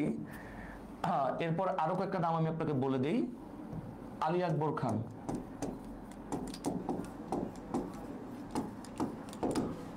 আলী আকবর খান, ওস্তাদ আলী আকবর খান, ওনার নামটা মনে রাখবেন। তাহলে আশা করি আমাদের 4 নম্বর কোশ্চেনটা ক্লিয়ার। সেপ্টেম্বর যশোর রোড, এটা ছাড়াও আমরা বাকি যে অপশনগুলো আছে সেগুলো থেকেও আমরা অনেকগুলো বিষয় শিখতে পারলাম। এবার আসেন আপনি খুব আকর্ষণীয় একটা ব্যাপার, সেটা হচ্ছে আমরা সেফ ইউনিভার্সিটি অ্যাডমিশন কোচিং থেকে আমরা যারা আছি আমরা সিদ্ধান্ত নিয়েছি যে আমরা পুরো বাংলাদেশে কিছু তারকা খুঁজবো। কেমন তারকা ভাই? এখন এই তারকাদেরকে গান পারতে হবে, নাচ পারতে হবে বা অভিনয় পারতে হবে না। এই তারকাদের শুধু একটা কাজই পারতে হবে, যেটা একজন এইচএসসি পরীক্ষার্থীর পারা উচিত, সেটা হচ্ছে লেখাপড়া। অর্থাৎ আমরা সেফের পক্ষ থেকে যেটা আমরা শুরু করেছি সেটা হচ্ছে আমাদের সেফ স্টার এক্সাম, যেটা আপনারা ইতিমধ্যেই জানেন যে আমাদের মে মাসের 18 তারিখে পরীক্ষাটা হবে। এবং এই পরীক্ষার সিলেবাস কি? এই পরীক্ষার সিলেবাস হচ্ছে ঢাকা বিশ্ববিদ্যালয় বা অন্যান্য বিশ্ববিদ্যালয়ের বিগত বছরের প্রশ্নের আলোকে হবে। তবে এখানে আমরা ভাগ করে দিয়েছি, আপনারা জানেন যে আমরা নাম্বার বটনটা আপনাদেরকে দিয়ে দিয়েছি। এবং এই সম্পর্কে বিস্তারিত জানার জন্য আপনারা আমাদের এই পেজে মেসেজ দিতে পারেন, অথবা পেজে একটা পিন পোস্ট আছে সেটা একটু দেখতে পারেন। এবং এই পরীক্ষা দেওয়ার জন্য আপনার কোনো প্রকার রেজিস্ট্রেশন ফি লাগবে না। এবং এই পরীক্ষায় আমরা প্রায় 5 লক্ষ টাকার মেধাবৃত্তি দিচ্ছি। অর্থাৎ প্রথম পুরস্কার দেখতে পাচ্ছেন, দ্বিতীয় পুরস্কার দেখতে পাচ্ছেন, তৃতীয় পুরস্কার দেখতে পাচ্ছেন। এরকম আমরা টপ 100 স্টুডেন্টকে আমরা পরীক্ষায় অংশ নেওয়ার সুযোগ দিব। এবং ইতিমধ্যে আপনারা জেনে খুবই খুশি হবেন বা আরেকটু মোটিভেটেড হবেন যে ইতিমধ্যে কিন্তু এই পরীক্ষার রেজিস্ট্রেশন করেছে প্রায় 2000+ শিক্ষার্থী। এটা আমরা লঞ্চ করেছি বেশি দিন হয়নি। তো আমরা আশা করছি অন্তত বাংলাদেশের প্রায় 10 থেকে 15,000 শিক্ষার্থী আমরা এই পরীক্ষার সাথে আমরা কম্পিটিশনে আনতে পারবো। এবং এইখানে পরীক্ষা দিলে আপনি মোটামুটি একটা অবস্থান বুঝতে পারবেন। দেখেন, আপনাদেরকে একটা বিষয় আমি একটু বিশেষভাবে বলতে চাই, যারা এইচএসসি 24 ব্যাচের আছেন, আপনি যখন এইচএসসি পরীক্ষার্থী বা এইচএসসি দিচ্ছেন তখন কিন্তু আপনার গণ্ডিটা একটু ছোট। কেমন? আমাদের তখন গণ্ডিটা হয় কখনো আমরা কলেজের স্টুডেন্ট, কখনো আমরা বোর্ডের স্টুডেন্ট। বাট যখন আপনি বিশ্ববিদ্যালয়ে ভর্তি পরীক্ষা দিবেন তখন কিন্তু আপনি আর কোনো বোর্ডের স্টুডেন্ট না, আপনি কোনো জেলার স্টুডেন্ট না, আপনি কোনো কলেজের স্টুডেন্ট না। তখন আপনার পরিচয় একটাই, আপনি বাংলাদেশের স্টুডেন্ট। অর্থাৎ আপনি তখন একজন জাতীয় পর্যায়ের খেলোয়াড়, আমি বলবো ন্যাশনাল লেভেলের প্লেয়ার। কম্পিটিশনটা কেমন হয় আপনার কাছে এখন মনে হয় যে আমি আমার কলেজের টপার বা আমি আমার কলেজের খুব মেধাবী শিক্ষার্থী, আপনার চেয়েও কেউ মেধাবী আছে বা পরিশ্রমী আছে কিনা, মেধাবীর চেয়ে আমি বেশি বলবো পরিশ্রমী আছে কিনা, সেটা যাচাই করার এটা একটা ভালো সময় হতে পারে। সেই পরীক্ষাটা আপনারা অ্যাটেন্ড করবেন এবং আপনাদের বন্ধু বান্ধব, পাড়া প্রতিবেশী, যেখানেই দেখা হবে, যার সাথে দেখা হবে, আগে দেখা হলে জিজ্ঞেস করতেন যে বন্ধু কি খবর বা মামা কি খবর, কেমন আছিস। এখন বলবেন যে স্টার এক্সামে রেজিস্ট্রেশন করছো কিনা। বুঝতে পারছেন? যার সাথে দেখা হবে রাস্তাঘাটে তাকে জানাই দিবেন এটা। আসেন আমরা নেক্সট কোশ্চেনে চলে যাব। 5 নম্বরে 1971 সালে মুক্তিযুদ্ধের সময় জাতিসংঘের যে কোন দেশ বাংলাদেশের পক্ষে ভেটো প্রদান করেছিল? এই কোশ্চেনটা অনেকেই ভুল করছে, অথচ এটা কিন্তু আমরা কম বেশি সবাই পারার কথা ছিল। দেখেন, প্রথমত এই ভেটো মানে কি? দেখেন, এই ভেটো মানে হচ্ছে, ভেটো একটা ল্যাটিন শব্দ এবং এই ভেটো মানে হচ্ছে আমি মানি না। অর্থাৎ এই কথাটা আমরা মানে সাধারণত অনেক ব্যবহার করে থাকি যে আমরা কথা ভেটো দিলাম। এখন এই ভেটো শব্দটার অর্থ হচ্ছে আমি মানি না। এখন এই ভেটো প্রদান করতে পারে কারা? বিশেষ করে দেখেন, জাতিসংঘের কথা বলছে, জাতিসংঘে ভেটো প্রদান করতে পারে কারা? মনে রাখবেন, জাতিসংঘে ভেটো প্রদান করতে পারে 5টা স্থায়ী সদস্য। এই 5টা স্থায়ী সদস্য হচ্ছে জাতিসংঘের নিরাপত্তা পরিষদের। আপনারা যারা মানবিক বিভাগের আছেন, আপনাদের ইতিহাস 2য় পত্রে জাতিসংঘের একটা অধ্যায় বা একটা চ্যাপ্টারই আছে। তো এই 5টা স্থায়ী সদস্য হচ্ছে নিরাপত্তা পরিষদের, অর্থাৎ যুক্তরাষ্ট্র, যুক্তরাজ্য, ফ্রান্স, রাশিয়া এবং চীন। আচ্ছা, এখন আপনি দেখেন এই তিনটা আপনি দেখতে পাচ্ছেন, কিন্তু আপনি union of Soviet socialist Republic এটা আপনি দেখতে পাচ্ছেন না। আমাদের অনেকের মনে একটা ভুল ধারণা আছে যে ভাই সোভিয়েত ইউনিয়ন মানেই রাশিয়া। এই কথাটা ভুল। কেন? কারণ যখন এই সোভিয়েত, যেটাকে আমরা সংক্ষেপে ইউএসএসআর বলে থাকি, এই ইউএসএসআর মনে রাখবেন এটা 1991 সালে ভেঙে যায়। এটা সময়কাল যদি আপনি চিন্তা করেন তাহলে এটা 1922 সাল থেকে 1991 পর্যন্ত ছিল। এবং 91 সালে যখন এই সোভিয়েত ইউনিয়নটা পতন হয় বা এটা ভেঙে যায়, তখন এটা ভেঙে 15টা রাষ্ট্রের জন্ম হয়। তার চেয়ে বড় কথা হচ্ছে ইউনিয়ন মানে কোনো একটা একক দেশ বলাটা মনে হয় ভালো দেখায় না। তো এই ভেটোটা প্রদান করেছিল আসলে কে বা কখন বা কেন করেছিল? দেখেন 1971 সালের আমাদের যুদ্ধ শেষ হওয়ার অল্প কিছুদিন আগে, অর্থাৎ দুটো তারিখ মনে রাখবেন, এখানে একটা বিশেষ তারিখ হচ্ছে 4 ডিসেম্বর। এই 71 সালের 4 ডিসেম্বর একটা প্রপোজাল আসে যে বাংলাদেশের তৎকালীন পূর্ব পাকিস্তান এবং পশ্চিম পাকিস্তান বা আজকের বাংলাদেশ এবং পাকিস্তানের মধ্যে যখন যুদ্ধ চলতেছিল, তখন এই যুক্তরাষ্ট্রের পক্ষ থেকে একটা যুদ্ধ বিরতির প্রস্তাব আসে। এখন তখন আসলে বাংলাদেশের ইতিমধ্যে কিন্তু যৌথ বাহিনী গঠন করা হয়ে গেছে, আমরা পাকিস্তানের উপরে অত্যন্ত প্রভাব খাটাতে পারছিলাম যে এই যুদ্ধে আমরা জিতে যাব, এটা বোঝা যাচ্ছিল, জাস্ট সময়ের ব্যাপার। ওরকম সময় যুক্তরাষ্ট্র, যারা স্বাধীনতা যুদ্ধের সময়ে পাকিস্তানের পক্ষে ছিল, তাদের পক্ষ থেকে একটা প্রস্তাব আসে যে যুদ্ধবিরতি দাও। তখন এই প্রস্তাবের বিরুদ্ধে দুইটা দেশ অবস্থান নেয়, একটা হচ্ছে সোভিয়েত ইউনিয়ন আর একটা হচ্ছে পোল্যান্ড। অর্থাৎ এই 4 ডিসেম্বর যখন এই প্রস্তাবটার বিরুদ্ধে বা ভেটো প্রদান করে, এটা করে হচ্ছে ইউএসএসআর অথবা সোভিয়েত ইউনিয়ন এবং পোল্যান্ড। ফলে যেটা হয়, এই দেশগুলো ভেটো দেওয়ার কারণে যুদ্ধবিরতিটা কার্যকর হয় নাই। এবং জাতিসংঘের নিরাপত্তা পরিষদের একটা পলিসি আছে বা একটা নিয়ম আছে, কেউ যদি ভেটো প্রদান করে সেই কাজটা হয় না। তো এই কারণে মনে রাখবেন যে বাংলাদেশের পক্ষে কথাটা কেন বলতেছে, এর কারণ ওই সময় যুদ্ধবিরতি যদি হতো তাহলে বাংলাদেশের জন্য এটা ক্ষতি হতো। ওই জায়গা থেকেই আমরা বলছি বাংলাদেশের পক্ষে ভোট দেয়। তা আশা করতেছি আমরা ব্যাপারটা বুঝতে পারছি। তাহলে যদি বলা হয় যে বাংলাদেশের পক্ষে ভেটো প্রদান করেছিল কারা, তাহলে এটা সোভিয়েত ইউনিয়ন এবং পোল্যান্ড। কেন? কারণ এই যুদ্ধবিরতি প্রস্তাবটা দিয়েছিল যুক্তরাষ্ট্র। তাহলে 4 নাম্বার 5 নাম্বার কোশ্চেনটা আমাদের ক্লিয়ার কিনা একটু জানাবেন, যে আমরা যুদ্ধবিরতি প্রস্তাবটা দিয়েছিল যখন যুক্তরাষ্ট্র, সেটার জন্য বাংলাদেশের পক্ষ হয়ে ওই প্রস্তাবে ভেটো প্রদান করে হচ্ছে সোভিয়েত ইউনিয়ন এবং পোল্যান্ড। 5 নাম্বারটা একটু ক্লিয়ার হলে জানাবো, ক্লিয়ার হলে আমরা একটু ডান জানাবো।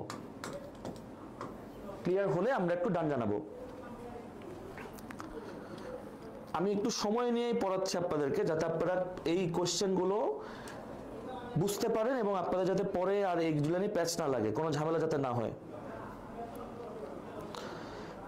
বুঝতে পারেন এবং আপনাদের ক্লিয়ার কিনা একটু জানাবো, ক্লিয়ার হলে একটু ডান লিখবো।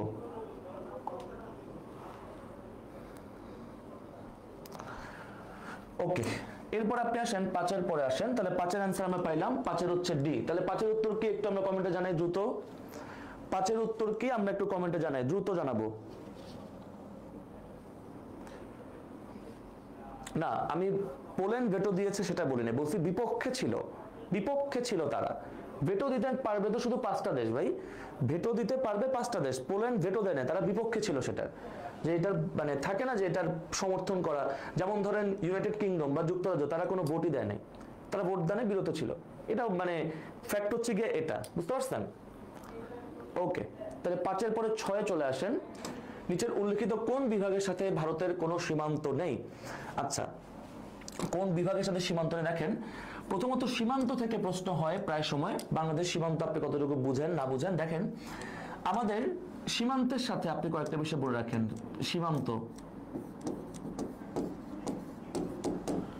সীমান্তবর্তী বিভাগ, আজকে বিভাগটা দেখাই, আরেকদিন জেলা দেখাবো। এই বিভাগের সাথে আপনি একটা বিষয় মনে রাখবেন। ধরেন এই যে আমি যেটা আঁকলাম সেটা ধরেন বাংলাদেশ।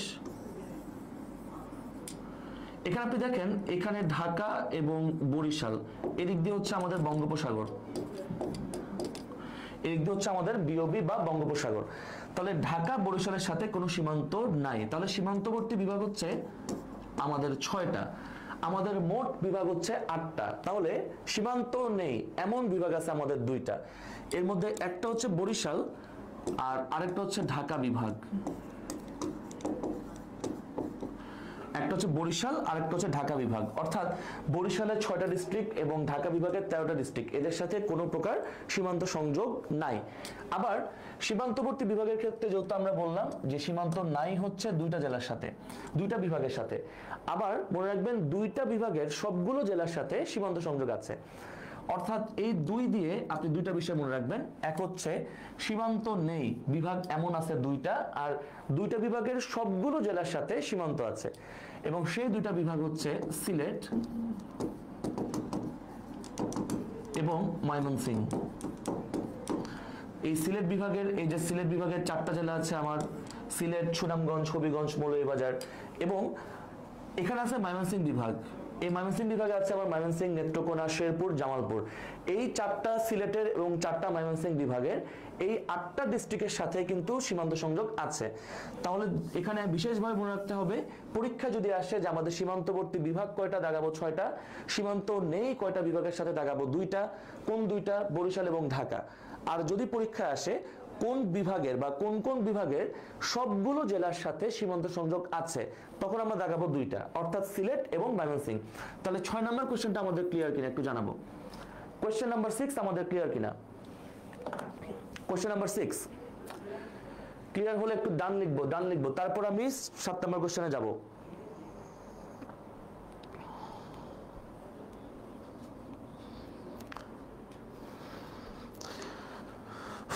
তারপর আমি 7 নম্বর কোশ্চেনে যাব। যদি আমাদের 6 নাম্বার ক্লিয়ার হয়, আশা করতেছি আমাদের একটু জানাতে পারি আমরা। ওকে, তাহলে 6 এর পরে আমরা চলে যাব 7-এ। 7-এ দেখবেন বরিশাল বিভাগ অ্যান্সার। যখন আপনি কোশ্চেনে ভালো একটা এক্সপ্লেনেশন সহ পড়েন, এই কোশ্চেন আপনার বারবার পড়তে হয় না। আচ্ছা আসেন, from third world to first বইটি কে রচনা করেন? এটা রচনা করেছেন লি কুয়ান ইউ। এটা রচনা করেছেন লি কুয়ান ইউ। তাহলে from third world to first এই বইটা কে রচনা করেছেন আমরা একটু কমেন্টে জানাই। আমরা একটু অপশনটা জানাবো just. A B C D কোনটা হবে? এ বি সি ডি কোনটা হবে? এ বি সি ডি কোনটা হবে? আচ্ছা দেখেন, প্রথমত লি কুয়ান ইউ কে? উনি হচ্ছেন, ওনাকে আপনি বলতে পারেন সিঙ্গাপুরের জাতির পিতা। অর্থাৎ এই সিঙ্গাপুর, দেখেন একটা ইন্টারেস্টিং ব্যাপার, এই সিঙ্গাপুর এটা একটা ব্রিটিশ উপনিবেশ ছিল।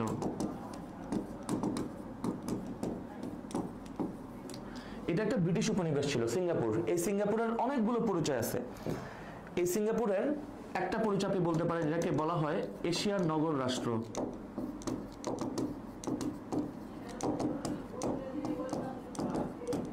নগর রাষ্ট্র বলা হয়, বা এটাকে এশিয়ার গার্ডেন বলা হয়। হ্যাঁ, খুবই ছোট দেশ, কিন্তু দেখেন আপনি ব্যবসায়িক দিক থেকে বলেন, হেলথ ফ্যাসিলিটি বলেন, বা স্বাস্থ্যগত দিক থেকে সবগুলো জায়গায় সিঙ্গাপুর অনেক বেশি অ্যাডভান্সড। এই সিঙ্গাপুর প্রথমে মালয়েশিয়ার সাথে ছিল, অর্থাৎ ব্রিটিশদের কাছ থেকে 1963 সালে প্রথমে মালয়েশিয়া স্বাধীনতা পায়। প্রথমে মালয়েশিয়া স্বাধীনতা পায়, এবং এই মালয়েশিয়া থেকে পরবর্তীতে 1965-এ স্বাধীনতা পায় হচ্ছে সিঙ্গাপুর। সিঙ্গাপুর, অর্থাৎ যদি পরীক্ষায় প্রশ্ন হয় সিঙ্গাপুর কোন দেশের উপনিবেশ ছিল, তখন আমরা ব্রিটেন দাগাবো। যদি বলা হয় সিঙ্গাপুর স্বাধীনতা কবে পায়, 1965 সালে পায়, এবং স্বাধীনতা পায় কার থেকে? মালয়েশিয়া থেকে। মানে পৃথক হয়েছে কার থেকে? মালয়েশিয়া থেকে।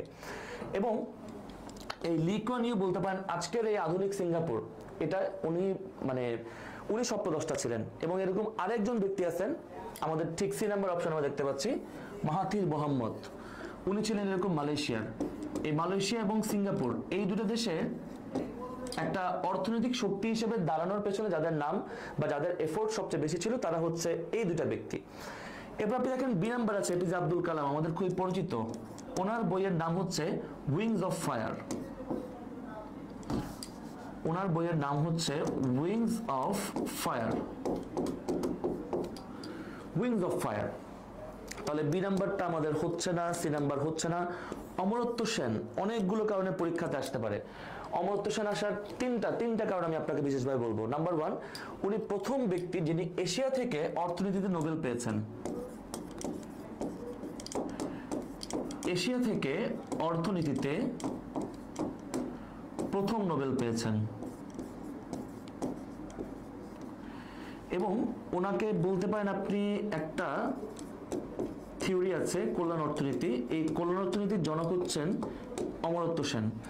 কল্যাণ অর্থনীতির জনক হচ্ছেন অমরত্ব সেন, এবং ওনার একটা বিখ্যাত বই আছে যেটা পরীক্ষায় আসে, যেমন 40তম বিসিএস আসছিল, সেটা হচ্ছে the idea of justice. The idea of justice. তাহলে এখানে আপনার পরীক্ষার কোয়েশ্চেন যাই হবে অ্যান্সার অমর্ত্য সেন। দেখেন যদি বলা হয় আইডিয়া অফ জাস্টিস এই বইটা কার লেখা, তখন আপনি দেখাবেন অমর্ত্য সেন। যদি পরীক্ষা আসে এশিয়া থেকে অর্থনীতিতে প্রথম নোবেল কে পেয়েছেন, অমর্ত্য সেন 1997 সালে। যদি আসে কল্যাণ অর্থনীতির জনক কে, অমর্ত্য সেন অ্যান্সার। তাহলে আমাদের 7 নম্বর কোশ্চেনটা ক্লিয়ার কিনা। From third world to first বইটি কে রচনা করেন, Lee Kuan Yew. APJ Abdul কালামের বইয়ের নাম হচ্ছে উইংস অফ ফায়ার। মাহাথির মোহাম্মদের একটা বই আছে দ্য মালয় ডিলেমা, বাট ওটা পরীক্ষায় কখনো আসে নাই বা খুব একটা আসার মতো না। আর অমর্ত্য সেনকে আপনার একটু গুরুত্ব দিতে হবে, কারণ উনি আপনার অর্থনীতির সাথে খুব ইম্পর্টেন্ট একটা ফিগার উনি। তাহলে আমাদের এই 7 নম্বরটা ক্লিয়ার কিনা একটু জানাবো। 7 নম্বরটা ক্লিয়ার হলে একটু জানাবো। ক্লিয়ার হলে আমরা জাস্ট একটু ডান লিখবো। দেখেন 7-এর অ্যান্সার তাহলে কি, লি কুয়ান ইউ। এবার আপনি আসেন 8 নম্বর। কে বলেছিলেন মানুষ জন্মগতভাবে স্বাধীন কিন্তু সর্বত্রই সে শৃঙ্খলিত, অর্থাৎ man is born free but everywhere in change. এই লাইনটা বা এই উক্তিটা হচ্ছে আবার আমাদের যাদের এইচএসসি পরীক্ষা বা মানে কলেজে যাদের ইতিহাস আছে তারা এই নামটা জানি। ইতিহাস দ্বিতীয় পত্রে একটা আমাদের অধ্যায় আছে, সেই অধ্যায়টা ছিল ফরাসি বিপ্লব। অর্থাৎ এটা হচ্ছে জ্যাক রুসো, এবং ওনার একটা বিখ্যাত বই আছে পরীক্ষায় আসে, ওনার বইয়ের নাম হচ্ছে the social contract. The social contract. এবং উনি সম্পর্কে আপনাকে আমি কয়েকটা বিষয় বলি।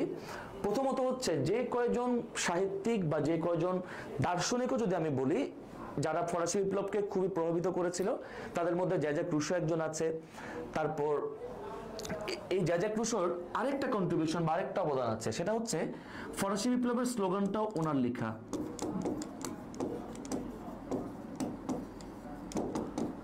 ফরাসি বিপ্লবের স্লোগানটাও ওনার লেখা। এখন ফরাসি বিপ্লবের স্লোগানটা কি ভাই? ফরাসি বিপ্লবের স্লোগানটা হচ্ছে স্বাধীনতা, সাম্য ও ভ্রাতৃত্ব। স্বাধীনতা, সাম্য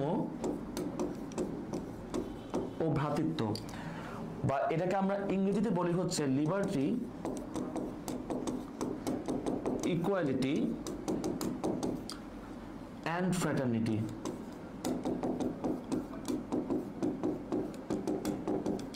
লিবার্টি, ইকুয়ালিটি অ্যান্ড ফ্র্যাটার্নিটি। পরীক্ষা আপনি দেখবেন ফরাসি বিপ্লবের স্লোগান কি ছিল, পরীক্ষা আসে হয় বাংলায় আসতে পারে নাহলে ইংরেজিতে আসতে পারে, এটা মাথায় রাখবেন। এবং ফরাসি বিপ্লবের স্মৃতি বিজড়িত যদি আপনি বলেন যে বই, এটা হচ্ছে দ্য সোশ্যাল কন্ট্রাক্ট। 3টা বইয়ের নাম আমি আপনাকে বলবো।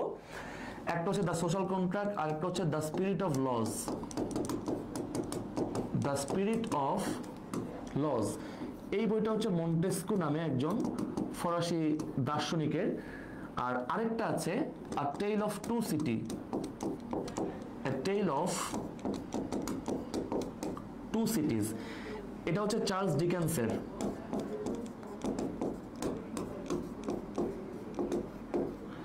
এই সবগুলো বলতে পারেন আপনি ফরাসি বিপ্লবের সাথে জড়িত। ফরাসি বিপ্লবের সাথে জড়িত। তাহলে ফরাসি বিপ্লব মনে রাখবেন যে আমাদের উচ্চ মাধ্যমিকে বা এইচএসসিতে যেহেতু আছে, এটা আমাদের অ্যাডমিশনের জন্য খুব ইম্পর্টেন্ট, এটা পরীক্ষায় অনেকবার আসছে।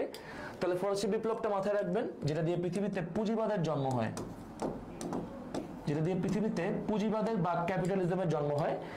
এবং এই বিপ্লবটা হয় 1789 সালের 14 জুলাই। তাহলে যদি বলা হয় ফরাসি বিপ্লব কি, তাহলে এটা হচ্ছে পৃথিবীর প্রথম পুঁজিবাদী বিপ্লব।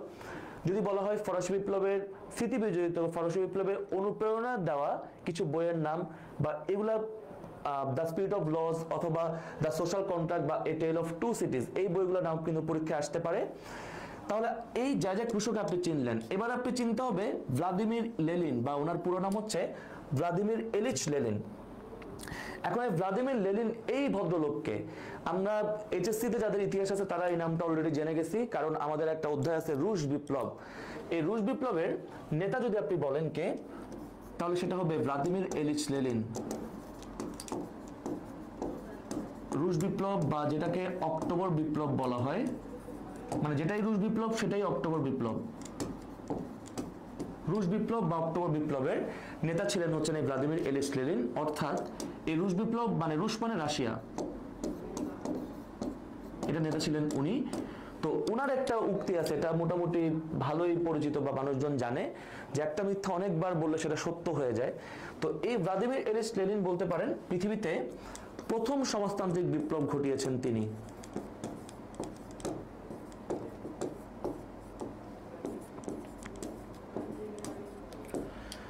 এই কারণে পরীক্ষাতে আসতে পারে।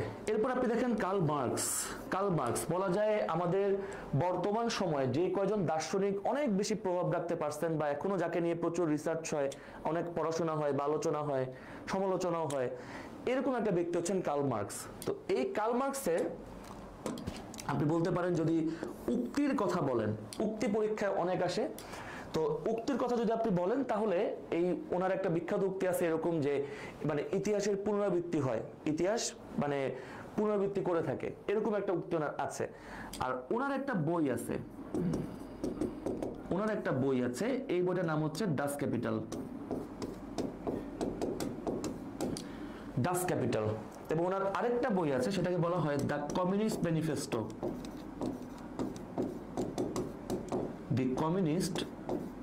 ম্যানিফেস্টো। তাহলে আমাদের এই 8 নাম্বার কোশ্চেনটা আমাদের ক্লিয়ার কিনা? ফরাসি বিপ্লব থেকে বলেন, কার্ল মার্কস বলেন, জ্যাক রুসো থেকে বলেন, আমরা পরীক্ষায় প্রশ্ন আসলে পারবো কিনা?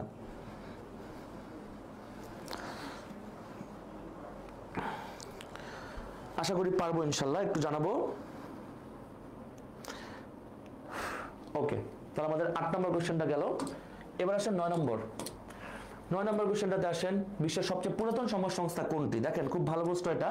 সবচেয়ে পুরাতন সমাজ সংস্থার নাম হচ্ছে এএফপি, যেটা 1835 সালে হয়েছে, এবং এটা হচ্ছে ফ্রান্সের। এখানে বিবিসি এবং রয়টার্স এই দুটো হচ্ছে যুক্তরাজ্যের, আর সিএনএনটা হচ্ছে যুক্তরাষ্ট্রের।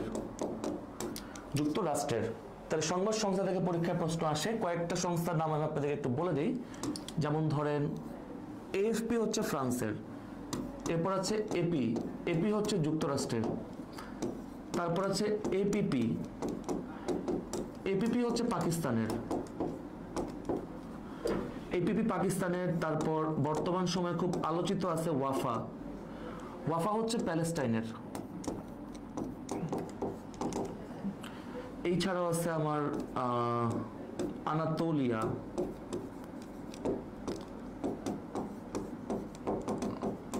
হচ্ছে তুরস্কের। তাহলে 1, 2, 3, 4 বললাম। আরেকটা ইম্পর্টেন্ট বলে দেই, সেটা হচ্ছে সিনহুয়া, এটা হচ্ছে চীনের। তাহলে আশা করি আমাদের 9 নম্বর কোশ্চেনটা আমাদের ক্লিয়ার ইনশাল্লাহ, যে সবচেয়ে পুরাতন সমাজ সংস্থা কোনটা, সেটা হচ্ছে ফ্রান্সের। ওকে, তারপর আসেন 9 এর পর আমরা 10-এ চলে যাব। নিচে উল্লেখিত কোন লেখক নোবেল পুরস্কার প্রত্যাখ্যান করেছিলেন? সেটা হচ্ছে জ্যাপল সার্ত্রে। উনি 1964 সালে ওনাকে সাহিত্যে নোবেল দেওয়া হয়েছিল, কিন্তু উনি সেটা নিতে অস্বীকৃতি জানান বা এটাকে রিজেক্ট করেন। আর এই জ্যাপল সার্ত্রে, ওনাকে আপনি বলতে পারেন উনি ছিলেন একজন ফরাসি দার্শনিক, অর্থাৎ উনি একজন ফরাসি ছিলেন। তাহলে 1 থেকে 10 আমাদের ক্লিয়ার কিনা একটু জানাই। 1 থেকে 10 আমাদের ক্লিয়ার কিনা? আশা করি ক্লিয়ার আমাদের। নিচে উল্লেখিত কোন লেখক নোবেল পুরস্কার প্রত্যাখ্যান করেছিলেন? জ্যাপল সার্ত্রে। এরপরে আপনি আসেন 11 নম্বর, শাহজালাল আন্তর্জাতিক বিমানবন্দরের 3য় টার্মিনালের স্থপতি কে? এটার একটু অ্যান্সার চাই আমি, এটা একটু উত্তর দিবেন। এটার একটু উত্তরটা জানাবো।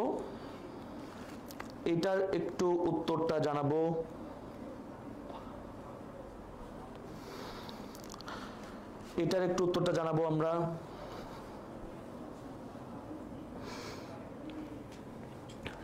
এবং দেখেন, যেমন এই 11 নম্বর কোশ্চেনটা, এটা কিন্তু তখন মানে সাম্প্রতিক বলা যেতে পারে, তখনকার জন্য এটা সাম্প্রতিক থেকে আসছে। হ্যাঁ, কারণ এটা আমাদের 2023 সালের, অর্থাৎ গত বছর 7 অক্টোবর এটা যাত্রা শুরু করে।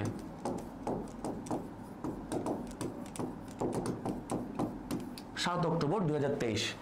আর এই ক্ষেত্রে আমাদেরকে উত্তর নিতে হবে রোহানি বাহারিন। ওনার বাড়ি হচ্ছে সিঙ্গাপুর। তাহলে 11 নম্বর কোশ্চেনের অ্যান্সারটা আশা করি ক্লিয়ার, একটু জানাবো। যদি কোনো কনফিউশন থাকে আমাকে আপনারা দ্রুত জানাতে পারেন। এরপর আপনি আসেন 12 নম্বর। 12 নম্বর আসেন, কোন দেশ প্রথম নারীদের ভোটাধিকার প্রদান করে? খুব ভালো প্রশ্ন, নারীদের ভোটাধিকার প্রদান করে এখানে কোন দেশ? 12 নম্বর কোশ্চেনটা যদি আপনার জানা থাকে আপনি একটু কমেন্টে উত্তরটা দিতে পারেন। যদি আপনার জানা থাকে আপনি উত্তরটা দিতে পারেন যে কোন দেশ প্রথম নারীদের ভোটাধিকার প্রদান করে। নিউজিল্যান্ড হবে নাকি অস্ট্রেলিয়া হবে নাকি যুক্তরাজ্য হবে নাকি যুক্তরাষ্ট্র হবে, কোনটা হতে পারে? যেগুলো ফ্ল্যাট কোশ্চেন আর কি, এগুলো একদম। যেই দেশটা নারীদের প্রথম ভোটাধিকার প্রদান করে সেটা হচ্ছে নিউজিল্যান্ড, সেটা হচ্ছে নিউজিল্যান্ড। এরপর আপনি 13 নম্বর কোশ্চেনে চলে আসেন, বাংলাদেশ 21তম জিওগ্রাফিক্যাল ইন্ডিকেটর প্রোডাক্ট কোনটি? বাংলাদেশের জিওগ্রাফিক্যাল পণ্য বা জিআই পণ্য। দেখেন এই জিআই পণ্যটা প্রথমত এটা ঘোষণা করা হচ্ছে ডাব্লিউআইপিও ঘোষণা করে।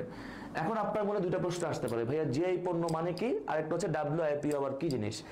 জিআই পণ্য মানে, জিআই কথাটার মানে হচ্ছে ভৌগোলিক নির্দেশক।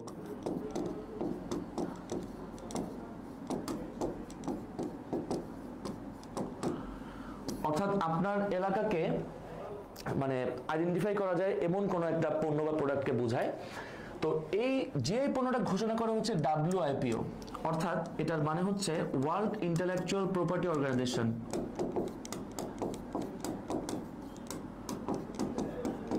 ইন্টেলেকচুয়াল প্রপার্টি অর্গানাইজেশন, যেটা সদর দপ্তর জেনেভাতে। তো এখানে আপনি দেখেন 21তম জিআই পণ্য যেটা চাচ্ছে সেটা হচ্ছে আমাদের বাংলাদেশের ব্ল্যাক বেঙ্গল ছাগল। এবং তখনকার জন্য এই কোশ্চেনটাও তখন রিসেন্ট ছিল, এই কোশ্চেনটা তখনও রিসেন্ট ছিল। তো এইগুলো আসলে পরিবর্তনশীল ব্যাপার, যখন আপনারা পরীক্ষা দিবেন তখন সবচেয়ে লেটেস্ট বা আপডেট যেটা সেটা আপনার জেনে নিতে হবে, এবং সেটা জেনে নেওয়ার জন্য আমরা আপনাদের পাশে আছি বা থাকবো ইনশাল্লাহ। তাহলে 13 নম্বর কোশ্চেনটা আশা করি আমাদের ক্লিয়ার। এবার আসেন 14। এবার 14 নম্বরে আসি আমরা একটু। 14 নম্বর দেখেন, কে প্রথম কৃষ্ণাঙ্গ নারী হিসেবে 2টি অস্কার জিতেন? এটা খুব ভালো প্রশ্ন। পুরস্কার থেকে, পুরস্কার বা সম্মাননা থেকে কিন্তু প্রশ্ন হয়, পুরস্কার বা সম্মাননা থেকে প্রচুর প্রশ্ন হয়। এবং এই ক্ষেত্রে আমি আপনাদেরকে একটা বিষয় বলে রাখি, এখানে দুইটা বিষয় গুরুত্ব পায়। এক হচ্ছে যদি কোনো পুরস্কারে বা কোনো সম্মাননায় যদি কোনো বাংলাদেশীর নাম বা অর্জন চলে আসে সেটা পরীক্ষা আসার গুরুত্বটা বেড়ে যাবে। আর যেগুলো এরকম বড় বড়, যেমন ধরেন অস্কার, অথবা আমি যদি বলি নোবেল, অথবা যদি বলি পুলিৎজার পদক যেটাকে সাংবাদিকতার নোবেল বলা হয়, অথবা যদি বলি আমি এবেল অ্যাওয়ার্ড যেটাকে গণিতের নোবেল বলা হয়, এরকম কিছু ইন্টারন্যাশনাল পুরস্কার পরীক্ষায় বারবার আসে। তো পুরস্কার সম্মাননার ক্ষেত্রে একটা বিষয় মাথায় রাখবেন, এখানে সাম্প্রতিকের গুরুত্বটা বেশি, সাম্প্রতিকের গুরুত্বটা বেশি। তবে বেসিক থেকেও কিন্তু প্রশ্ন হয়। একটু আমি আপনাদেরকে দেখাই, একটু আগে আমরা একটা কোশ্চেন সলভ করেছিলাম, দেখেন জাপল সার্ত্রে যিনি নোবেল পুরস্কার প্রত্যাখ্যান করেছিলেন, দেখেন এই কোশ্চেনটা কিন্তু পুরস্কার থেকে, বাট এই কোশ্চেনটা মৌলিক প্রশ্ন বা বেসিক প্রশ্ন। আর যেটা আমরা এখন সলভ করলাম অর্থাৎ অস্কারের, এইটা হচ্ছে আমার রিসেন্ট কোশ্চেন। তার মানে পুরস্কার বা সম্মাননার ক্ষেত্রে আমার বেসিক প্রশ্ন হতে পারে, আমার রিসেন্ট প্রশ্নও হতে পারে। অর্থাৎ এইটা হচ্ছে রুথ ই কার্টার। এক্ষেত্রে যেগুলো আমরা মানে বেশি সমসাময়িক গুরুত্বপূর্ণ বা আলোচিত সেগুলো আমরা জানতে পারবো ইনশাল্লাহ। এবং এইচএসসি 24 ব্যাচের জন্য আমরা বাংলাদেশের মানবিক এবং বিভাগ পরিবর্তনের জন্য বাংলাদেশের সব থেকে প্রিমিয়াম এবং বেস্ট সার্ভিস এনশিওর করার জন্যই আমরা এতগুলো অভিজ্ঞ মানুষ একসাথে হয়েছি।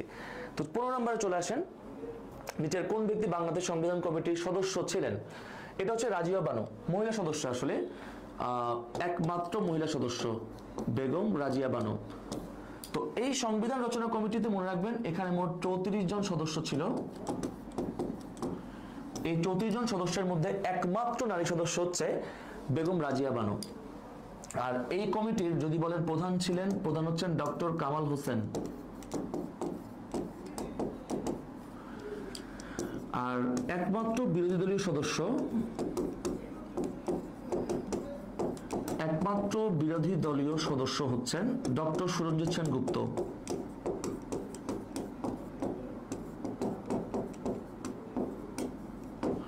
ডক্টর সুরঞ্জিত সেনগুপ্ত।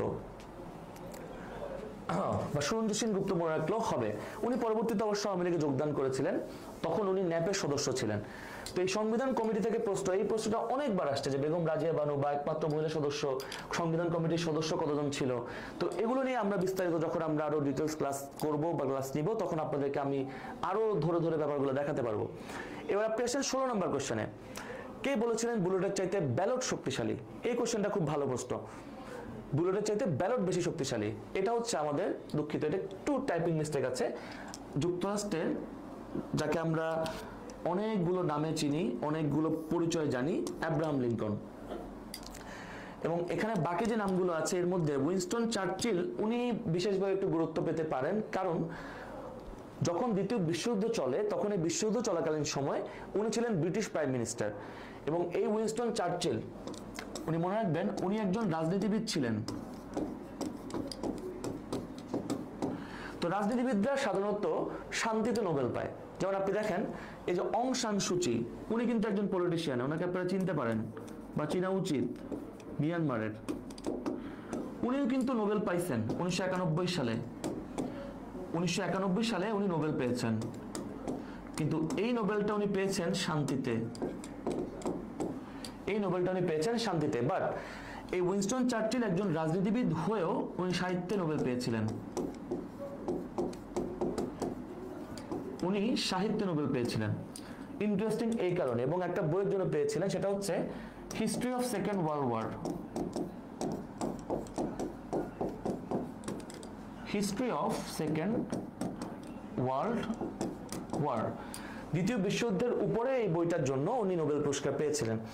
তাহলে 16 নম্বর কোশ্চেনটা আমাদের ক্লিয়ার কিনা একটু জানাবো। 16 নম্বর কোশ্চেনটা আমাদের ক্লিয়ার কিনা একটু জানাবো দ্রুত। 16 নম্বর কোশ্চেনটা আমাদের ক্লিয়ার কিনা? 16 নম্বর কোশ্চেনটা আমাদের ক্লিয়ার হলে জাস্ট ক্লিয়ার লিখবো, তাইলেই হবে। 16 নম্বর কোশ্চেনটা আমাদের ক্লিয়ার কিনা? ওকে, এবার 17 নম্বরে চলে আসি। 17 নম্বরে আমরা চলে আসি। নিচে উল্লেখিত বাংলাদেশ সরকারের কোন মডেলটি জাতিসংঘ স্বীকৃতি দিয়েছে? এই সময় খুবই আলোচিত বা সবার মুখে মুখে যদি বলতে পারেন যে কয়েকটা প্রজেক্ট আছে, এর মধ্যে একটা হচ্ছে আমাদের কমিউনিটি ক্লিনিক। কমিউনিটি ক্লিনিক এইটা আপনি একটু গুরুত্ব দিবেন বেশি, এবং এই সব কিছুই মনে রাখবেন যে যত স্বীকৃতি সম্মাননা এগুলো আপনি যত পরীক্ষার আগে পড়বেন তত ভালো হবে। তো এটার উত্তর হচ্ছে কমিউনিটি ক্লিনিক। এখান থেকে মোটামুটি প্রায় এখন 27 ধরনের মেডিসিন সেবা পাওয়া যাচ্ছে, প্রায় 30,000 প্লাস কমিউনিটি ক্লিনিক বর্তমানে বাংলাদেশে অপারেট করছে। এরপর আপনি চলে যান 18 নম্বরে। বাংলাদেশের মুক্তিযুদ্ধে অংশগ্রহণের জন্য নিচে উল্লেখিত কোন নাগরিককে বীর প্রতীক উপাধি দেওয়া হয়েছে? 18 নম্বরটা একটু বলেন। 18 নম্বরটা একটু উত্তর দিবেন, তারপর আমি বলবো যে কোনটা কি বা কি আসল বিষয়।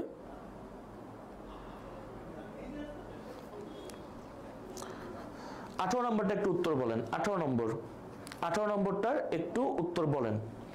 এখানে 4টা নামই খুবই গুরুত্বপূর্ণ, 4টা নামই আমি বিশেষভাবে বলবো। এবং দেখেন একটা সেশনে মুক্তিযুদ্ধ থেকে প্রায় 3 থেকে 4টা প্রশ্ন কিন্তু আপনারা অলরেডি দেখতে পাচ্ছেন।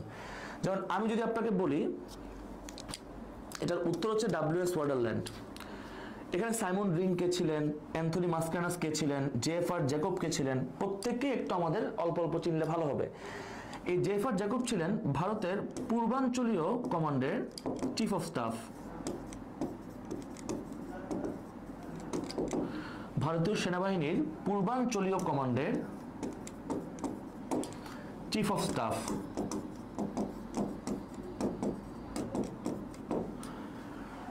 এবার আপনি যদি দেখেন অ্যান্থনি মাসকারেনাস কে এবং WS ওয়ান্ডারল্যান্ড কে। অ্যান্থনি মাসকারেনাস উনি একজন সাংবাদিক ছিলেন, এবং সবচেয়ে বড় যেটা ওনার দুইটা বই, ওনার এই দুইটা বই পরীক্ষায় অনেকবার আসছে। দুইটা বইয়ের জন্য উনি খুব বিখ্যাত, দুইটা বইয়ের জন্য উনি অনেক বেশি বিখ্যাত। একটা হচ্ছে রেপ অফ বাংলাদেশ,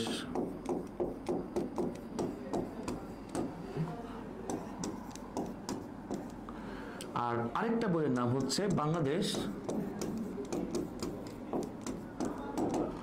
আর লিগেসি অফ ব্লাড। বাংলাদেশ আর লিগেসি অফ ব্লাড, এই দুইটা বই পরীক্ষাতে অনেক আসে। এই দুইটা বইয়ের জন্য উনি খুব বিখ্যাত বলতে পারেন। আর এই যে সাইমন রিং, ওনার ব্যাপারটা আমি একটু বিশেষভাবে গুরুত্ব দিব। এর কারণটা কি, সাইমন রিং কে ছিলেন বা উনি এমন কি করেছেন যেটার জন্য ওনার কথা আমি বিশেষভাবে বলছি। প্রথমত এই সাইমন রিং মনে রাখবেন, উনি সর্বপ্রথম বহির্বিশ্বের কাছে উনি বাংলাদেশের আমরা যে অত্যাচারিত হচ্ছিলাম মুক্তিযুদ্ধের সময়, এই বহির্বিশ্বের কাছে এটা প্রথম প্রকাশ করেন তিনি। উনি একজন সাংবাদিক ছিলেন, টেলিগ্রাফ পত্রিকার, ডেইলি টেলিগ্রাফ পত্রিকার সাংবাদিক ছিলেন, এবং ওনার পাঠানো ডকুমেন্ট বা তথ্য অনুযায়ী মনে রাখবেন বহির্বিশ্বের কাছে বাংলাদেশের মুক্তিযুদ্ধের সময় যে আমাদের অত্যাচার বা নিপীড়ন, এটা সবার আগে প্রকাশ পায় এই টেলিগ্রাফ পত্রিকায়, এবং সেটা পায় 31 মার্চ 1971। এবং এই তথ্য সরবরাহ করার কাজটা বা এই জায়গায় কাজটা করে হচ্ছেন সাইমন রিং। তাহলে 18 নম্বর কোশ্চেনটা আমাদের ক্লিয়ার কিনা একটু জানাবো।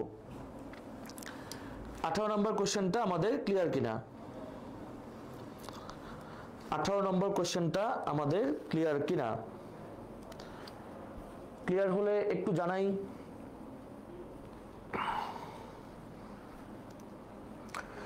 ওকে, নাইস। তারপর আসেন 19 নম্বর, WS বর্ডারলাইন। তারপর আসেন 19 নম্বর, ইসরায়েল পরিচালিত হামাসের সাম্প্রতিক অপারেশনের নাম কি?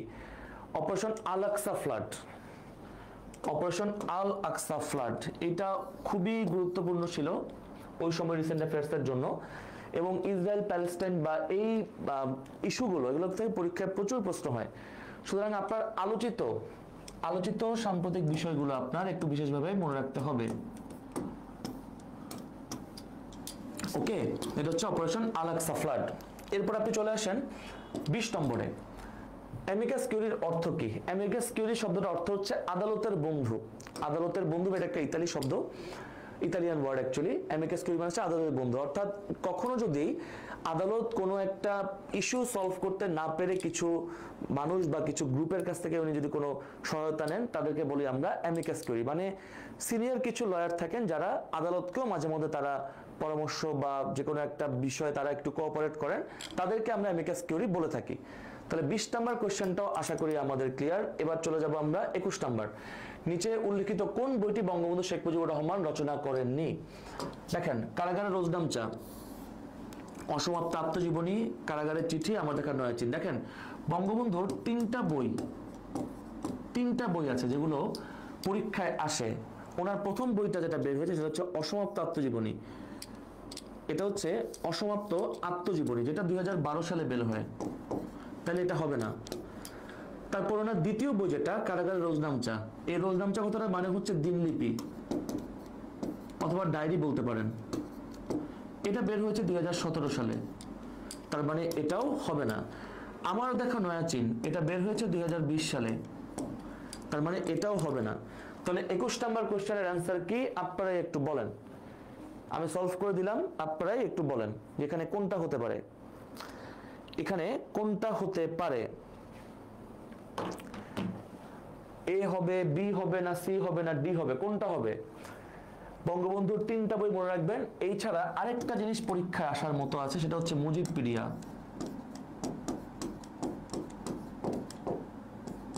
মুজিবপিডিয়া এটা বঙ্গবন্ধুর লেখা না, মানে বঙ্গবন্ধুর রাজনৈতিক বা ওনার জীবন নিয়ে খুব সুন্দর গোছানো একটা প্রকাশ বলতে পারেন, যেটা 2023 সালের ডিসেম্বরের 6 তারিখে এটা প্রকাশিত হয়েছে।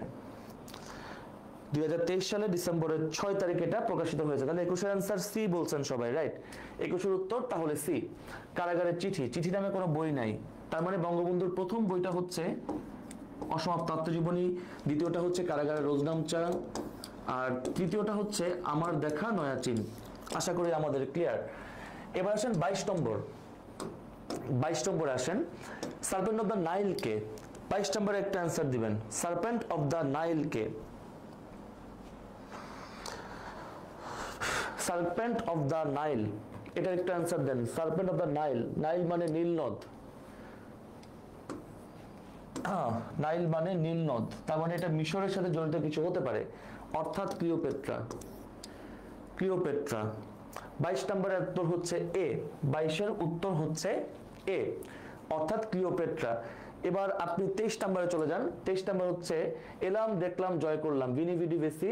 এইটি কে বলেছেন? Julius Caesar. অর্থাৎ আপনার বিখ্যাত মনীষী বা বিখ্যাত ব্যক্তিদের উক্তি বা বই এগুলো থেকে প্রশ্ন হয় অনেক। যেমন এই কোশ্চেনটাও অনেকবার আসছে যে এলাম দেখলাম জয় করলাম, এইটা কার কোট বা কার উক্তি বা কথাটা কে বলেছেন। তারপর 24 নম্বরে চলে যান, স্বাধীন বাংলা ফুটবল দলের অধিনায়ক কে ছিলেন? অর্থাৎ এই কোশ্চেনটাকে আপনি খেলাধুলার প্রশ্ন বলতে পারেন, আবার এটাকে আপনি মুক্তিযুদ্ধ নির্ভর প্রশ্ন বলতে পারেন। এখানে আপনি 4টা নাম দেখতে পাচ্ছেন, কাজী সালাউদ্দিন, জাকারিয়া পিন্টু, সাইদুর রহমান প্যাটেল এবং অমলেশ সেন। এখানে স্বাধীন বাংলা ফুটবল দলের অধিনায়ক ছিলেন জাকারিয়া পিন্টু সাহেব। সুতরাং আমরা উত্তর হবে 24-এর বি। 24-এর বি উত্তর হবে। এরপর আপনি চলে যান 25 নম্বরে, বঙ্গবন্ধু শেখ মুজিবুর রহমান টানেলের দৈর্ঘ্য কত? এটা বাংলাদেশের উন্নয়ন প্রকল্প বা মেগা প্রজেক্ট থেকে আসছে। এটা উত্তর আমাদেরকে নিতে হবে 3.32 কিলোমিটার। এবং এই কর্ণফুলী টানেল বা বঙ্গবন্ধু শেখ মুজিবুর রহমান টানেল, এটা মনে রাখবেন, এটা বঙ্গবন্ধু টানেলটা হচ্ছে কর্ণফুলী নদীর তলদেশে নির্মিত হয়েছে। এবং এই প্রজেক্টটাকে চীনের একটা প্রজেক্টের সাথে আমরা মানে কম্পারিজন করতে পারি। সেটা হচ্ছে চীনের সাংহাইতে একটা প্রজেক্ট আছে, সাংহাইতে একটা প্রজেক্ট আছে, সেটা হচ্ছে ওয়ান টাউন টু সিটিজ। তো এই কর্ণফুলী টানেলটা আপনি দেখবেন যে চট্টগ্রামে মানে মূল অংশের সাথে আনোয়ারা জায়গাটাকে যুক্ত করে। অর্থাৎ এই শেখ মুজিবুর রহমান টানেলটা যুক্ত করা হচ্ছে পতেঙ্গা এবং চট্টগ্রামের আনোয়ারা, পতেঙ্গা এবং চট্টগ্রামের আনোয়ারা। তাহলে যদি পরীক্ষায় আসে যে এই কর্ণফুলী বঙ্গবন্ধু শেখ মুজিবুর রহমান টানেলটি কোথায়, তখন আমরা দাগাবো কিন্তু চট্টগ্রাম, তখন আমরা দাগাবো চট্টগ্রাম। এটার দৈর্ঘ্য কত? তখন আমরা দাগাবো 3.32 কিলোমিটার। যদি বলা হয় এটা কোন নদীর তলদেশে নির্মিত হচ্ছে বা হয়েছে, সেটা হবে কর্ণফুলী। এবং এই ক্ষেত্রে অনুসরণ করা হয়েছে সাংহাইয়ের ওয়ান টাউন টু সিটিজ এই মডেলটা। তাহলে 24 নম্বর বা 25 নম্বরটা আমার মনে হয় ক্লিয়ার আমাদের। 25 নম্বরটা আমার মনে হয় আমাদের ক্লিয়ার। এবার 26 নম্বরে চলে আসেন। আমাদের 2-3টা কোশ্চেন আছে, বেশি সময় লাগবে না। কারা বর্গী নামে পরিচিত? মারাঠা। মারাঠাদেরকে বর্গী নামে, আপনারা একটা মানে মানে মারাঠাদের সাথে এই বর্গী নামটার খুব আছে। যেমন এক একজন এক একটা নাম আছে। যেমন ধরেন এই যে পর্তুগিজরা আছে, এদেরকে বলা হতো ফিরিঙ্গি, এদেরকে বলা হতো ফিরিঙ্গি। তো এই মারাঠারা কারা ছিলেন বা মানে তাদেরকে বর্গী কেন বলা হতো বা পর্তুগিজরা কেন ফিরিঙ্গি, আমরা এগুলো নিয়ে ধারাবাহিক যখন আমরা আমাদের কোয়েশ্চেন সলভের ক্লাসের পর যখন আমরা আরো ডিটেলস ক্লাস নেওয়ার সুযোগ পাবো বা নিব, তখন আপনাদেরকে আমি আরো বিস্তারিত তখন বলতে পারবো। এরপর আপনি আসেন 27 নম্বর, কোন দেশ 2023 সালে প্রেস ফ্রিডম সূচকে সর্বোচ্চ স্কোর করেছেন? দেখেন এই কোয়েশ্চেনগুলো আপনারা আসলে এখন পড়াটা আপনাদের জন্য খুব একটা ভালো সিদ্ধান্ত হবে না, কারণ এই তথ্যগুলো পরিবর্তনশীল। এই তথ্যগুলো পরিবর্তিত হবে, আপনারা যখন পরীক্ষা দিবেন চেঞ্জ হয়ে যাবে। এখন নরওয়ে আছে, পরে সেটা ডেনমার্ক হয়ে যেতে পারে, বা সেটা সুইডেন হতে পারে, বা সেটা আইসল্যান্ড হতে পারে। এটা আগে পড়ার দরকার নাই। অর্থাৎ যে কোনো রিপোর্ট বা আমি যদি বলি সমীক্ষা অথবা যদি আমি বলি সূচক, এই জিনিসগুলো আপনি সবসময় রিসেন্ট পড়বেন, আপডেট, সবসময় রিসেন্ট পড়বেন, আপডেট। আগের বছরেরটা 23 সালেরটা আপনার দরকার নেই, 23 সালেরটা 23 সালেই শেষ। এখন আপনি পড়বেন 24টা। সুতরাং এটার উত্তরটা আপনার জন্য খুব বেশি একটা গুরুত্ব রাখে না, বাট তখন সেটা নরওয়ে ছিল। এবার আপনি আসেন 28 নম্বর, সেম 23 সালের জন্য জাতিসংঘ ঘোষিত বিশ্ব পর্যটন রাজধানী কোনটি? এইটা আপনার দরকার নাই। 24 সালে যদি আসে সেটা আপনি পড়বেন। এটা সমরখন্দ, এখন সমরখন্দ আছে, বাট 24 সালে এটা নাও থাকতে পারে। তাহলে দেখেন দুইটা রিসেন্ট কোশ্চেন আমি বলে দিলাম আপনাদেরকে। এরপর আপনি আসেন 29 নম্বর, বাংলাদেশের মুক্তিযুদ্ধ ভিত্তিক প্রথম ভাস্কর্যের নাম কি? মুক্তিযুদ্ধ ভিত্তিক প্রথম ভাস্কর্যের নাম, এখানে প্রত্যেকটাই খুব পরিচিত ভাস্কর্য। যেমন ধরেন অপরাজয় বাংলা, এটা ঢাকা বিশ্ববিদ্যালয়। সাবাস বাংলাদেশ, এটা হচ্ছে রাজশাহী বিশ্ববিদ্যালয়। আর জাগ্রত চৌরঙ্গি, এইটা আমাদের উত্তর, এটা হচ্ছে গাজীপুরে অবস্থিত। এটা হচ্ছে গাজীপুরে অবস্থিত জাগ্রত চৌরঙ্গি। এই 3টা মনে রাখবেন। এবং মুক্তিযুদ্ধ ভিত্তিক ভাস্কর্যর ক্ষেত্রে আপনি দুইটা বিষয় আপনাকে পড়তে হয়। একটা হচ্ছে ভাস্কর্যগুলোর অবস্থান এবং সেটার নির্মাতা। এবং সেটা সম্পর্কে যদি কোনো একটা বিশেষত্ব থাকে সেটা, এই তিনটা জিনিস আপনার পড়তে হবে। ওকে, তাহলে 29 নম্বরের অ্যান্সার হচ্ছে জাগ্রত চৌরঙ্গী, আমাদের প্রথম মুক্তিযুদ্ধ ভিত্তিক প্রথম ভাস্কর্য, যেটা গাজীপুর জেলায় অবস্থিত। এখন কোয়েশ্চেনটা এভাবেও দিতে পারে, বাংলাদেশের মুক্তিযুদ্ধ ভিত্তিক প্রথম ভাস্কর্য কোন জেলায়, তখন আপনি গাজীপুর দেখাবেন, উত্তর হয়ে যাবে। এবার আপনি আসেন 30 নম্বর, লাস্ট কোয়েশ্চেন আমাদের আজকে। বাংলাদেশের একমাত্র পাহাড়ি দ্বীপ কোনটি? সোনাদিয়া, কুতুবদিয়া, মহেশখালী এবং সেন্ট মার্টিন। একমাত্র পাহাড়ি দ্বীপ কোনটি?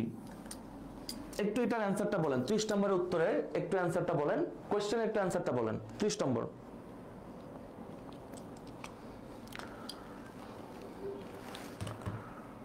সোনাদিয়া, কুতুবদিয়া, মহেশখালী এবং সেন্ট মার্টিন। এখানে সোনাদিয়া, কুতুবদিয়া, মহেশখালী, সেন্ট মার্টিন, চারটা দ্বীপই খুব ইম্পর্টেন্ট বলতে পারেন। এখানে আমাদের উত্তর হচ্ছে মহেশখালী। এটা একমাত্র পাহাড়ি দ্বীপ এবং এটাকেই বলা হয় বাংলাদেশের ডিজিটাল আইল্যান্ড। Digital island. আর বাকি যেগুলো আছে যেমন কুতুবদিয়া, এটা বাতিঘরের জন্য বিখ্যাত, বাতিঘরের জন্য বিখ্যাত। আর এখানে একটা ইন্টারেস্টিং ব্যাপার আমি আপনাকে বলি, সেটা হচ্ছে সোনাদিয়া দিয়ে। এই সোনাদিয়াতে মনে রাখবেন বাংলাদেশের গভীরতম সমুদ্র বন্দর হওয়ার কথা ছিল।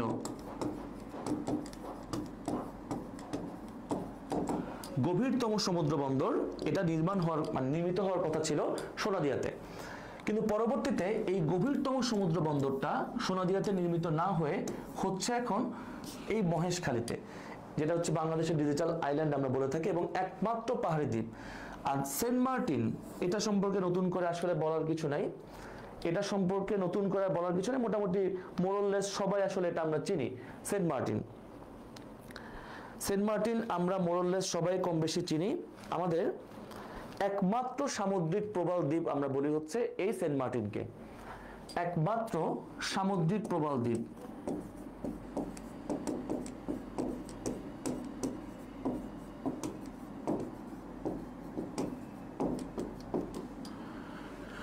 তাহলে সোনাদিয়া, কুতুবদিয়া, মহেশখালী এবং সেন্ট মার্টিন, এর মধ্যে একমাত্র পাহাড়ি দ্বীপ হচ্ছে আমার এই মহেশখালী। আমাদের ঢাকা বিশ্ববিদ্যালয়ের 2023-24 কোয়েশ্চেন তাহলে সলভ করা শেষ।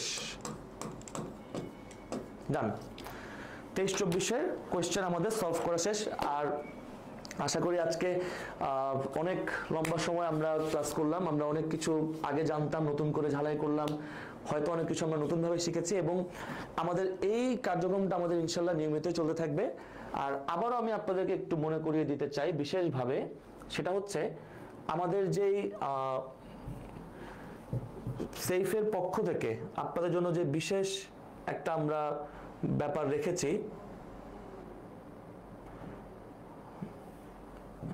সেইফের পক্ষ থেকে, এই যে সেইফের পক্ষ থেকে আমরা যে বিশেষ একটা আয়োজন আপনাদের জন্য রেখেছি, সেটা হচ্ছে সেফ স্টার এক্সাম 2024 ব্যাচের জন্য।